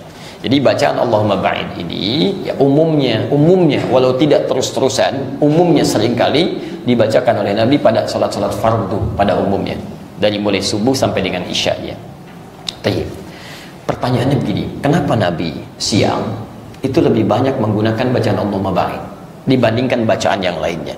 Sekalipun bacaan-bacaan lain dibaca juga oleh Nabi, khususnya doa-doa yang singkat dalam situasi-situasi yang harus cepat kemudian dikerjakan. Sekarang mari kita lihat. Bapak Ibu sekalian, saya mau tanya sebentar, kalau kita beraktivitas umumnya siang atau malam? Siang. Umumnya pasti siang. Malam pada umumnya istirahat, walaupun ada sebagian orang beraktivitas, pada umumnya siang. Kalau orang kebanyakan beraktivitas secara teoritis itu umumnya akan lebih banyak berpotensi salah. Orang yang banyak beraktivitas umumnya akan lebih banyak berpotensi tergelincir dalam kesalahan dibandingkan orang yang diam atau orang yang mengatur aktivitasnya sehingga tidak berlebihan dalam beraktivitas. Contoh, lisan yang banyak bicara itu akan banyak besar kemungkinan tergelincirnya salah bicara dibandingkan dengan orang yang diam atau bisa mengatur pembicaraannya. Makanya Nabi pernah sampaikan, man kana yu'minu billahi wal yawmil akhir falyaqul khairan aw liyasmut. Siapa yang merasa beriman kepada Allah dan hari akhir, maka cukup dia katakan yang baik-baik atau dia diam. Nggak ada pilihan ketiga. Jadi kalau Anda bisa mengungkapkan kalimat yang baik, ungkapkan, atur pembicaraan itu. Tapi kalau tidak bisa diungkapkan, diam daripada kepeleset. Hati-hati gitu kan, ini rumus. Tidak sedikit orang terlampau banyak bicara dan sebagainya, tidak sadar dari terlampau banyak bicara ini ada yang salah dalam pembicaraannya. Demikian juga orang yang kebanyakan menatap, semua dilihat gitu kan. Kalau semuanya dilihat, jangankan yang halal, yang haram pun bisa terlihat. Demikian, banyak mendengar, semua didengar. Acara TV banyak didengar, ya. Bahkan di TV itu bukan cuma mendengar, tiga-tiganya bisa fungsi. Dilihat, didengar, dibicarakan. Silakan cek. Ada tayangan muncul begini, lihat, dengar, begitu selesai, kamu tahu nggak tadi? Oh, masya Allah, ternyata kasus itu belum selesai. Oh, tuh bicara juga tuh. Ini lisannya keluar, pendengarannya dengar, penglihatannya lihat, dosanya banyak. Jadi tidak sadar bahwa dalam hal ini kebanyakan Anda beraktivitas, banyak berbuat salah di sini. Saya mau izin sebentar aja. Tadi subuh jam berapa? 444, 449, 448, Masya Allah. Padahal sholat di tempat yang sama, di waktu yang sama. Tapi jemaah Masjid An-Nur Jati Bening bisa berbeda pendapat kapan sholat subuh, gitu kan? Luar biasa. Kalau waktu sholat subuh aja bisa beda pendapat, apalagi ingin melihat tafsiran Quran dan hadis. Nah, sekarang lihat. Misal, kita ambil yang ringan aja ya. Kita ambil yang ringan. Misal 3, 4, 3, 7 misalnya kan, untuk adzan subuhnya 4, 3, 7. Dari jam 4, 3, 7 sekarang sudah ada jam 6 lewat 2. Baik, Sudah berapa jam kita? Baik, 1 jam setengah kurang 5 menit itu kan. Nah, sekarang fokus ini. Ada nggak di antara kita yang dalam 1 jam ini yang nggak punya salah? Boleh angkat tangan. Yang nggak punya salah, boleh angkat tangan. Yang sedikit salahnya, yang banyak. Saking banyaknya nggak bisa ngangkat tangan kita. Bahkan saya ceramah aja mungkin pikiran Anda sudah salah tuh.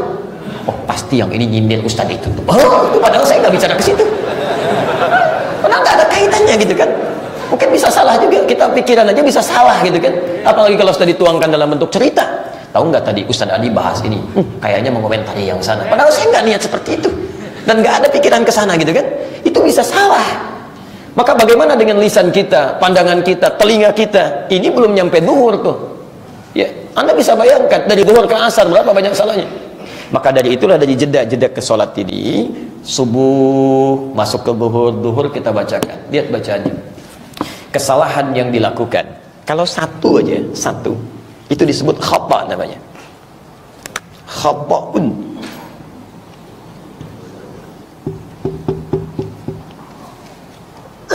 Plus, kalau agak sedikit banyak ya, bertambah ya, maka berubah jadi akhta.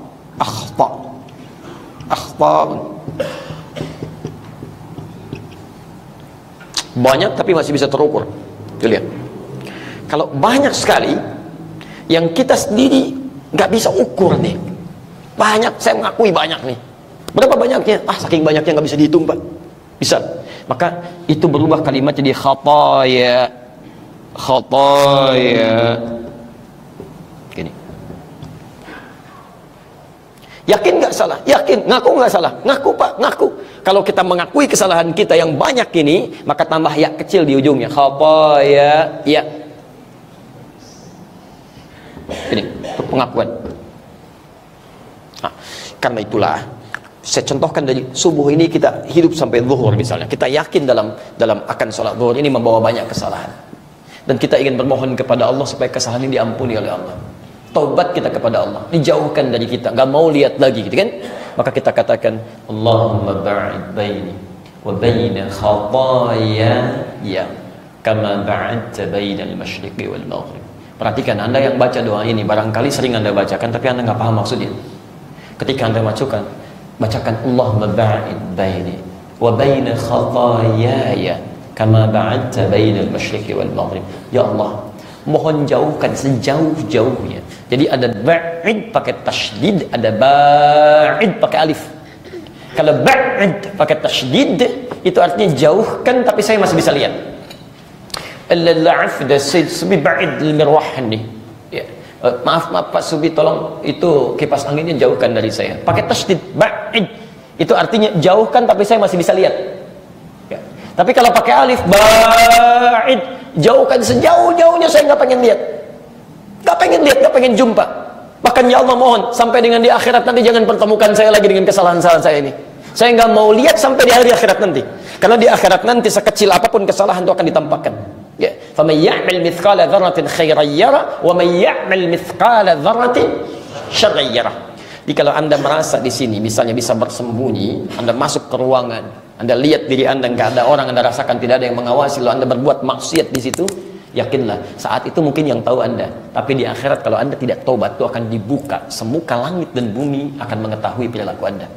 Oh, ini rupanya ahli hidayah, kelihatannya soleh, ternyata berbuat maksiat juga. Maksiatnya lebih besar daripada saya. La haula wala quwwata illa billah. Hati-hati, dibuka itu. Karena itulah kita bertobat dalam sholat. Kita katakan, ya Allah, mohon ya Allah, jika dalam sholat ini saya membawa kesalahan-kesalahan tak terlukiskan, saya akui ya Allah. Makanya ketika Anda mengatakan khotoya itu, Anda ingat salah apa Anda? Coba ingat, mungkin ada yang pernah mencela, gitu kan? Ada yang pernah mencela pasangan hidupnya, ada anak kasar kepada orang tuanya, ada dosa terhadap tetangga, macam-macam. Hadirkan itu. Sehingga ketika Anda merasakan, Anda merasa banyak dosa, Anda akui, kehusuan akan tiba di situ. Ya, kama ba'adta bainal masyriqi wal maghrib, seperti jauhnya timur dan barat yang nggak pernah ketemu. Timur dan barat pernah ketemu nggak? Kalau pernah ketemu, kiamat namanya, nggak akan ada kita sekarang. Keduanya nggak pernah ketemu. Itu kalimat majaz dalam bahasa Arab, seakan-akan mengilustrasikan bahwa kami ya Allah nggak ingin melihat lagi kesalahan-kesalahan kami sampai di akhirat, nggak mau ketemu ya Allah. pisahkan kami dari jauhkan. Lu nak katakan itu. Lihat dari subuh sampai ke zuhur, itu kan Allahumma naqqini minal khataaya kama yunaqqa thawbul abyadu minad danas. Ya Allah, kalau kesalahan-kesalahan ini begitu pekat seperti kotoran melekat dalam pakaian, mohon ya Allah, mohon hapuskan saja ya Allah, seperti noda dihapuskan dari pakaian. Jadi kalau ya-nya dihilangkan, yang terakhir ganti dengan alif lam. Allahumma ghsilni bil ma'i wal thalji wal barad. Kalau perlu gunakan ya Allah air yang sangat dingin untuk menghilangkan seluruh ini semua. Jadi ketika Anda bacakan itu kalimat, sesungguhnya itu kalimat-kalimat taubat, penyesalan, sehingga menghilangkan, menggugurkan dosa-dosa yang pernah kita bawa. Begitu Anda bacakan itu dalam sholat, hadir kehusyuan dalam diri kita, paham tentang dosa-dosa kita, digugurkanlah oleh Allah satu dosa-dosa kita. Kalau dosa sudah digugurkan, maka Masya Allah, doa cepat dikabulkan, cinta Allah hadir, dan kehusyuan itu tiba. Makanya Nabi sampaikan di hadis Muslim nomor hadis 233, as-salawatu ila as-salawat wal jumu'atu ila al-jumu'ah wa ramadhan ila ramadhan kafaratun lima bainahunna. Salat satu ke salat yang lainnya, Jumat ke Jumat, Ramadan ke Ramadan, bisa menggugurkan dosa-dosa kecil yang pernah dikerjakan, malam takunil kabair, sepanjang bukan dosa besar yang harus diiringi dengan cara tobat yang lainnya. Jadi seharusnya saat kita sholat, dosa kita itu gugur, Pak. Kecil-kecil tuh, dosa mata, dosa telinga, dosa lisan dan sebagainya, sepanjang bukan dosa besar, gugur seketika. Tapi apakah setiap orang sholat bisa gugur dosanya? Belum tentu, kalau kita nggak mengerti isinya. Paham ya? Maka bacaan Allah Maba'id ini bukan terkait dengan ormas tertentu, Muhammadiyah, Persis dan sebagainya, bukan. Ini kaitan dengan bagaimana menghadirkan kehusyuan dan makna salat yang kita bacakan terkait dengan pengakuan dosa-dosa kita yang ingin diampuni oleh Allah Subhanahu wa taala. Jelas? Baik, nanti kalau lebih jauh lagi bisa diuraikan, tapi sedikit agak panjang nanti. Ya, karena biasanya istighfar itu pengantar pada jawaban doa. Makanya adab Anda sebelum berdoa, setelah sholat itu kan nanti ada doa ya, dari sunnah Nabi ada doa. Tapi doa itu kan diawali dengan istighfar. Ini lihat sini. Apa ini? Halo? Gelas air itu ya. Antum lihat benda aja udah beda pendapat gitu ya. Masya Allah gitu ya. Haula wala quwwata illa billah. Udah paling gampang. Air di dalam gelas ada tutupnya gitulah, supaya nggak repot. Lihat sini. Kalau tutupnya saya buka, bisa nggak dimasukkan benda yang lain? Bisa. Spidol masuk? Mic masuk?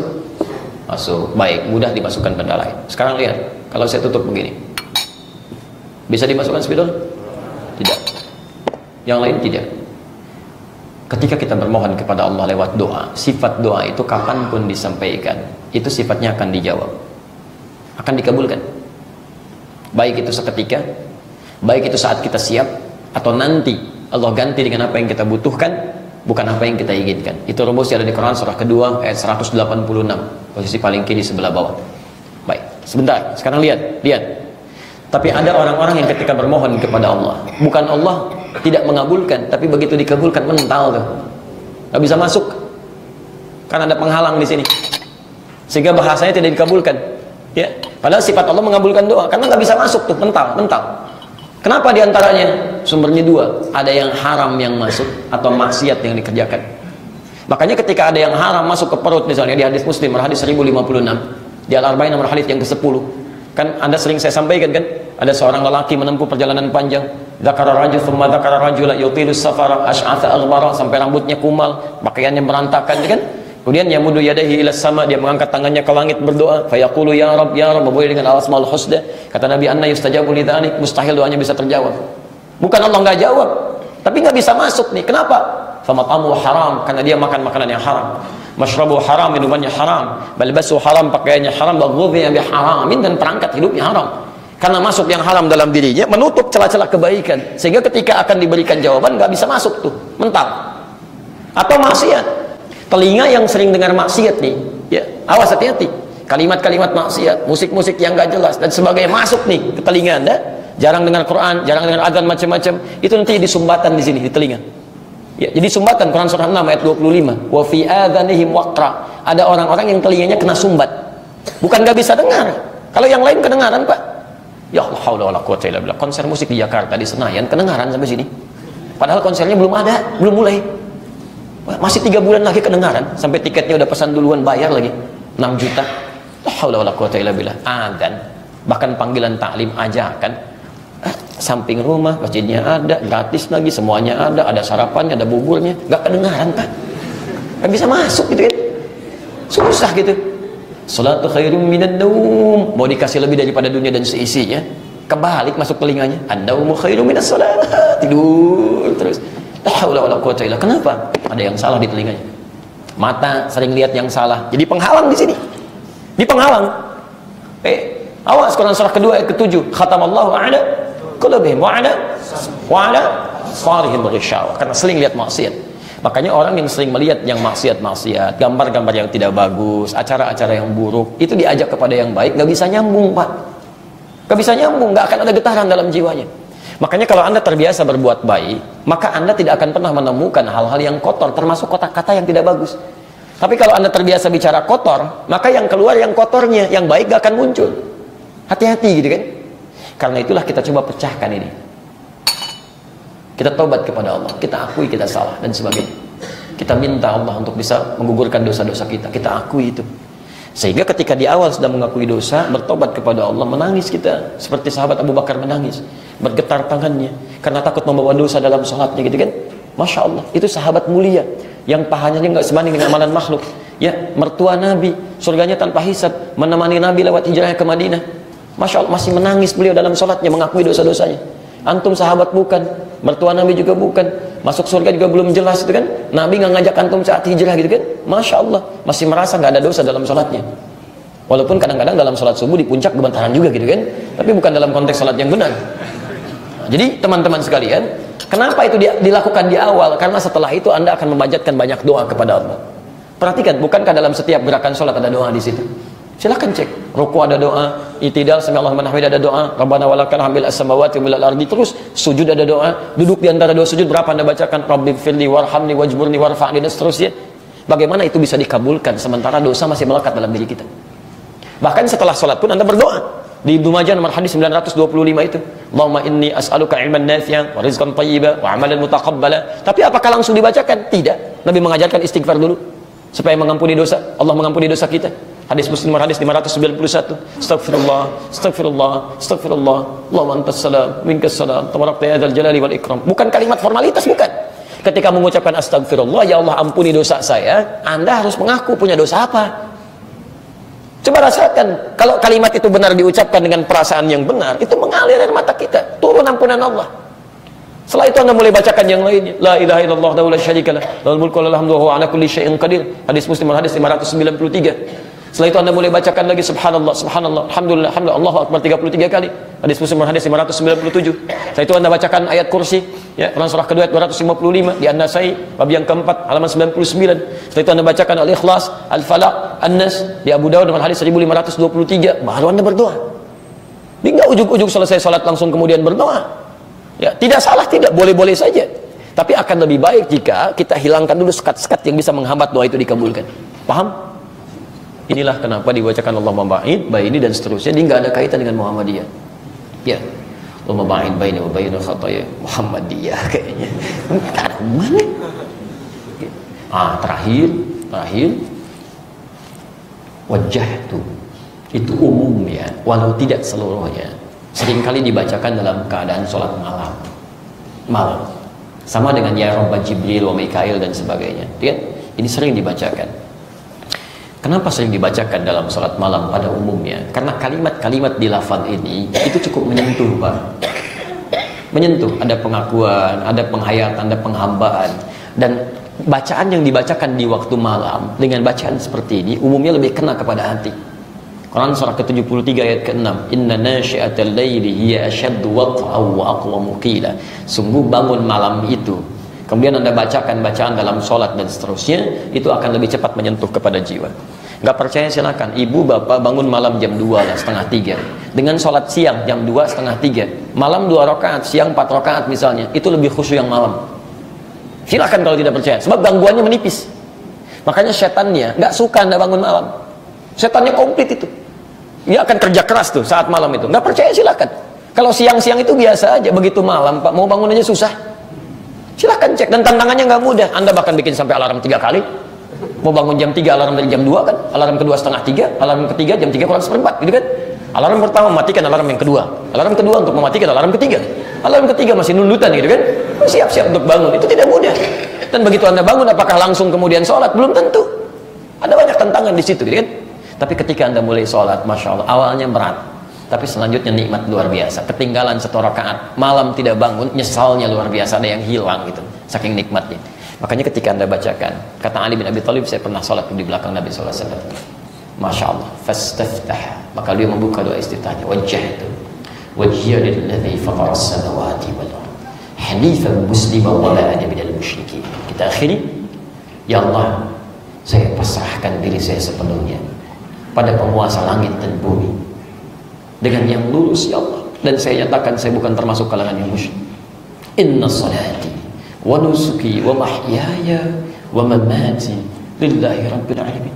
Sungguh ya Allah, kalau saya sholat sampai malam ini, saya ibadah sampai saat ini, saya hidup sampai sekarang, atau Engkau wafatkan saya saat ini, ya Allah, Anda ungkapkan kalimat itu saat malam sholat, ya Allah, kalaulah ajal hamba tiba saat ini, Engkau wafatkan hamba sekarang, hamba ikhlas, ya Allah, sepenuhnya hanya untukmu, penguasa semesta alam, la syarikalah.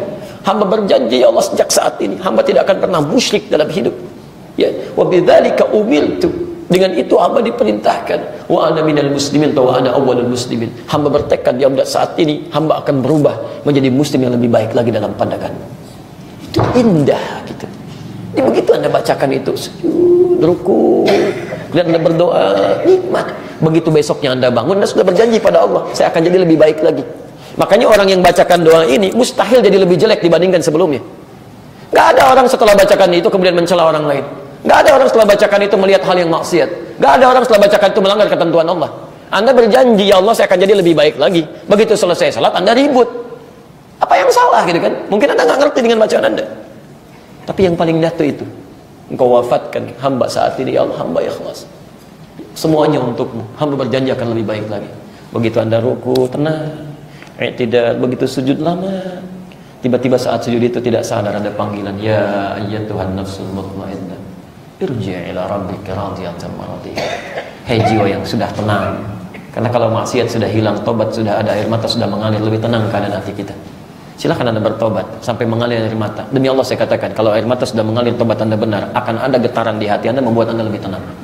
Begitu sudah tenang, tiba-tiba panggilan itu datang, irji' ila rabbika radiyatan maradiyah. Ayo pulang kepada Rabb dengan keadaan yang sudah aku ridha. Fadkhuli fi ibadi, masuklah dalam golongan hamba. Wadkhuli jannati, siapkan diri untuk memasuki surga. Itu indah. Sujud, tiba-tiba gak bangun lagi, dan kita tidak tahu kapan kita akan pulang. Ya, karena itu sibukkan diri kita dengan banyak mengerjakan kebaikan-kebaikan. Jika Anda belum mampu berlomba dengan orang soleh memperbanyak amal baik, maka setidaknya berlombalah dengan para pendosa untuk beristighfar. Kalau belum jelas surganya, merasa belum tentu masuk surga, jangan ngurusi surga orang lain. Perbaiki diri Anda. Setelah lebih baik, ajak orang lain dalam kebaikan, dan bermohonlah kepada Allah dengan tawakal kepadanya. Demi Allah saya katakan sekali lagi, saya tegaskan, kapanpun kita pasti akan pulang. Kapanpun itu, bahkan mungkin saat ini. Dan tidak ada paling indah ketika kita mengucapkan kalimat tadi, kita pulang. Ya, kita nggak bisa elakkan itu semua, ya. Bisa terjadi, dan tidak ada hal yang bisa memastikan itu semua. Mungkin Anda duluan, saya belakangan, bisa. Atau ditukar itu kan, saya belakangan, Anda duluan, mungkin. Ya, atau mungkin Anda protes, sama aja Ustaz, ya nggak apa-apa, saya duluan setelah Anda, bisa. Jadi kapanpun itu bisa terjadi dengan keadaan-keadaan yang berbeda. Paham sekarang? Baik. Jadi kalau baca wajah tuh, ya, bagian dari mana? Bagian dari petunjuk Nabi, gitu kan? Kalau baca Allahumma ba'id, dia ikut siapa? Ikut Nabi, ya kan? Jadi mulai hari ini kami sarankan juga para guru-guru di sekolah, tolong bersikap bijak. Jangan sampai ada anak murid mengisi di ujian dengan Allahumma ba'id lalu Anda salahkan, ya? Atau mengisi wajah tuh Anda kelirukan, karena Nabi pun tidak pernah berbuat seperti itu. Nabi aja tidak pernah begitu, maka Anda begitu, ya kan?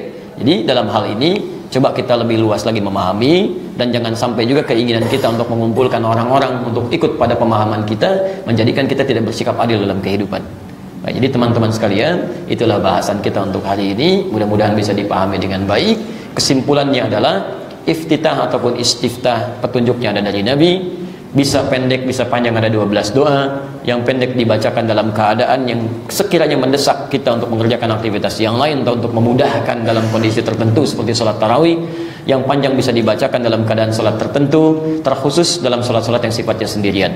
Bacaan Allahumma ba'id seringkali dibacakan siang hari, sekalipun boleh membaca yang lainnya, tapi intinya bacaan itu dibacakan sebagai bagian dari pengakuan kesalahan kita supaya bisa diampuni oleh Allah dan bisa mendapatkan karunia yang lebih.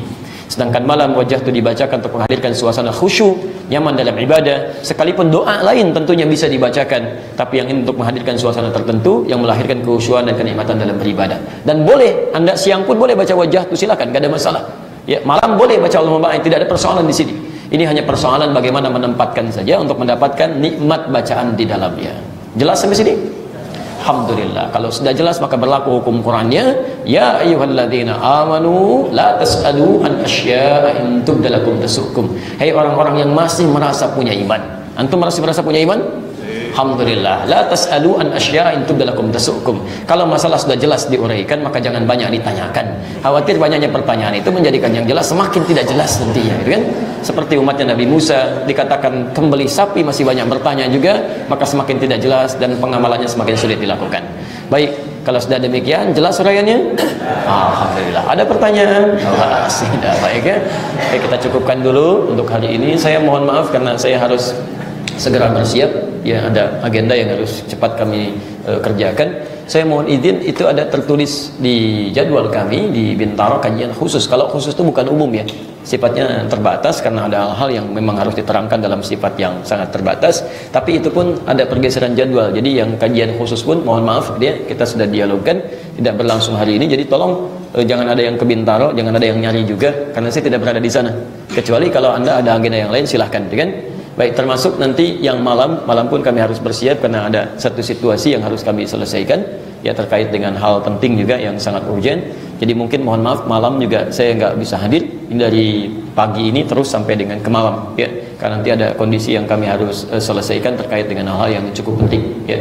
Karena diantaranya kita akan kedatangan sebagai informasi 4 duta besar sekaligus ini. Jadi lagi banyak tamu beberapa waktu ini. Jadi berita gembira insya Allah bagi Anda yang mau bergabung di Kamis malam Jumat nanti tanggal 13 kita akan kedatangan tamu istimewa 4 duta besar ya, insya Allah ya terkonfirmasi, namun masih nanti dalam proses akan berkunjung ke tempat kami di Masjid Al Ihsan di PTM PJS ya. Diantaranya ada duta besar yang selama ini confirm, kita nggak ngundang sebetulnya ya, bukan kita yang mengundang tapi ingin mereka bertamu untuk datang ya dengan hal-hal lain, ingin juga berbagi macam-macam dan sebagainya. Alhamdulillah ada yang dari Oman nanti, ada yang dari Libya, ada yang dari Sudan, Masya Allah ya. Mudah-mudahan nanti mau memberikan beasiswa, nanti saya coba sampaikan supaya nanti di situ bisa langsung di antara jemaah kita bisa mendapatkan beasiswa ya. Kemudian nanti ada yang dari Irak juga, Masya Allah itu alim luar biasa, duta besar, penghafal Quran, pengajar, nanti kita mudah-mudahan bisa jadi imam.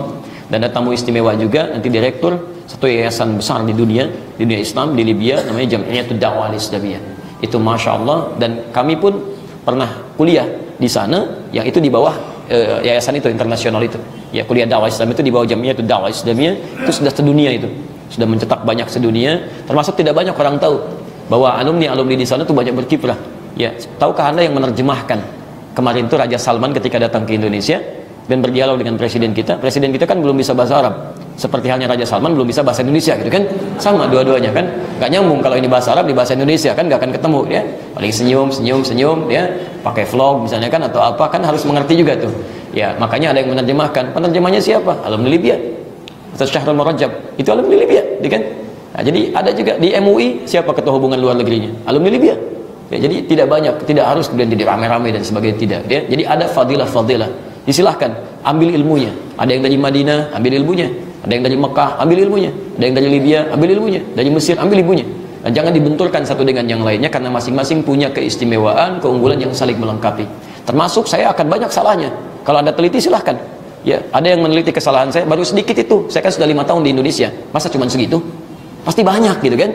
Ayo sampaikan lagi, kalau benar salah saya istighfari, saya tangisi, saya minta ampun kepada Allah gitu kan. Udah saya sampaikan ke jamaah, yang ini tolong jangan diambil ya, yang lain silahkan ambil. Tapi kalau benar, alhamdulillah. Berarti kalau saya ceramah hampir 2 jam, kesalahan cuma 1 menit, berarti yang lainnya kan benar. Gitu kan? Jangan sibukkan dengan yang 1 menit gitu kan. Itu cukup disampaikan, disalah, selesai. Kalau memang benar salah. Tapi kalau mungkin tidak salah tapi hanya kesalahpahaman dalam memahami dan sebagainya, itu pun juga bisa didialogkan dan ringan gitu kan. Saya tegaskan kalimat-kalimat ini untuk menyudahi hal yang tidak produktif. Untuk apa gitu? Saya aja nggak mikirin, kenapa antum pada mikirin? Saya nggak mikirin, demi Allah saya katakan, saya nggak mikirin, saya nggak pusing, nggak ada apa-apa. Saya biasa aja. Kenapa antum pada rame? Udah di bawah sudah, jangan pada rame, selesai. Kalau memang pekerjaannya begitu, ya memang tugasnya begitu, silakan aja. Kan nggak ada hubungan, dan saya tenang sekali, nggak ada persoalan. Saya itu yang bikin nggak bisa makan, nggak bisa tidur, sering kali menangis, bukan karena itu. Saya melihat kenapa, saya ini di 5 tahun di Indonesia, berusaha memberikan sesuatu untuk menjadikan orang lebih baik, akhlak lebih baik, ibadah lebih tenang, tiba-tiba hancur dalam 4 menit, 5 menit, gara-gara seperti itu. Jadi saya mikir lagi, ini ngembalikannya seperti apa nih? Ya kalau cuma diskusi, membalas ini, bantah-bantah untuk apa? Mudah kita jawab begini-begini, tapi antum harus lihat maslahatnya. Ke bawah jadi bagaimana? Nanti ini muncul ribut lagi, apa faedahnya? Ya apa antum senang dengan diskusi yang seperti itu, lalu ribut satu mencela dengan yang lainnya? Nggak ada faedahnya. Dan siapa yang menanggung dosanya di situ? Antum harus berpikir ke sana. Kalau dengan itu semua Anda mencela saya, menjadikan Anda bahagia dan hilang dari sebagian dosa, saya ikhlas. Silahkan. Tapi tolong jangan ganggu orang lain yang mereka ingin jadi lebih baik, sehingga keluar dari kebaikan itu. Antum nggak sadar keluar banyak dosa di situ. Siapa yang nanggungnya? Itu yang bikin saya nggak bisa makan dari sejak Halmahera itu sampai ke Dumai, sampai ke Masya Allah, sulit gitu kan. Itu jadi kalau Anda mau mencela saya, cukup ke saya sajalah, jangan dibuka ke yang lain, supaya saya bisa menanggung itu semua. Kalau dengan semua itu bisa saya tanggung, Anda menjadi lebih baik, saya ikhlas dengan itu, nggak ada masalah gitu kan. Anda pengen popularitas, ambil, saya nggak butuh. Anda pengen amplop materi, ambil, saya nggak perlu. Ya bahkan saya kalau perlu saya umumkan, jangan setiap yang taklim nggak usah ngasih amplop lagi. Saya nggak butuh dengan itu semua. Saya cuma pengen sebelum saya meninggal ada kebaikan yang dapatkan, selesai. Dan saya ringan di hadapan Allah. Ya Allah, Engkau titipkan kepada saya tugas untuk berdakwah, saya sudah kerjakan. Saya tidak pernah meminta ini, tidak pernah meminta itu. Selesai, itu aja gitu kan. Kalau itu belum membuat Anda puas, lalu Anda harus mencela, celah aja, nggak ada masalah dengan saya, nggak ada masalah gitu kan. Tapi saya mohon sebesar-besarnya, Anda jangan ikut-ikutan ribut, ikut-ikutan rame, karena saya pun menerima itu dengan baik. Dan itu saja teman-teman sekalian. Dan saya mohon maaf sebesar-besarnya kalau selama ini menghadirkan banyak salah. Tolong tunjukkan saya, doakan saya supaya dijaga tidak terjauh dari hal-hal yang tidak Allah ridhai. Itu saja. Ya, dan saya sekali lagi saya sampaikan kepada Anda harus bersikap adil. Jangan sampai karena seseorang berbuat salah Anda meninggalkan keseluruhannya. Saya juga tidak mencela ustaz-ustaz yang lainnya. Karena ketika saya mencela, Anda bisa tinggalkan mereka. Dan biasanya hukumnya nggak adil. Anda lupakan kebaikan-kebaikannya. Jangan pernah Anda kemudian mempersepsikan karena orang salah, lalu Anda lupakan semua kebaikannya. Seorang pernah berbuat salah, lantas Anda tinggalkan semuanya. Jadi ilmu dia nanti yang baik-baik nggak akan pernah Anda pakai nantinya. Itu nggak bagus gitu kan. Itu yang saya arahkan. Kalau Anda tidak sepakat dengan ini, tinggalkan aja saya. Ambil ustaz lain, selesai masalah. Ya, dan nggak usah rame-rame berbuat hal yang mungkar sifatnya. Menegakkan yang ma'ruf dengan cara yang mungkar itu fatal. Itu keliru ya. Dan demikian, mudah-mudahan cahaya Allah diturunkan. Dan kita dari Masjid An-Nur sekarang, An-Nur adalah cahaya. Mudah-mudahan cahaya kebaikan itu datang, yang buruk itu hilang. Dan dengan ini semua kita bisa menjalin kebaikan-kebaikan. Kita rindu para ustaz itu bertemu, ulama itu bertemu. Kalau semuanya kompak duduk bareng, kemudian bicara visi yang bagus, walaupun kendaraannya beda-beda tapi tujuannya sama, maka umat itu akan indah. Dan kita akan menyatu gitu kan. Terlalu banyak energi kita dibuang untuk mementingkan hal-hal yang tidak perlu dipikirkan. Ya, subhanakallahumma bihamdika asyhadu an la ilaha illa anta astaghfiruka wa atubu ilaik. Wa akhiru da'wana alhamdulillahi rabbil alamin. Wal 'afwu minkum. Assalamualaikum warahmatullahi wabarakatuh.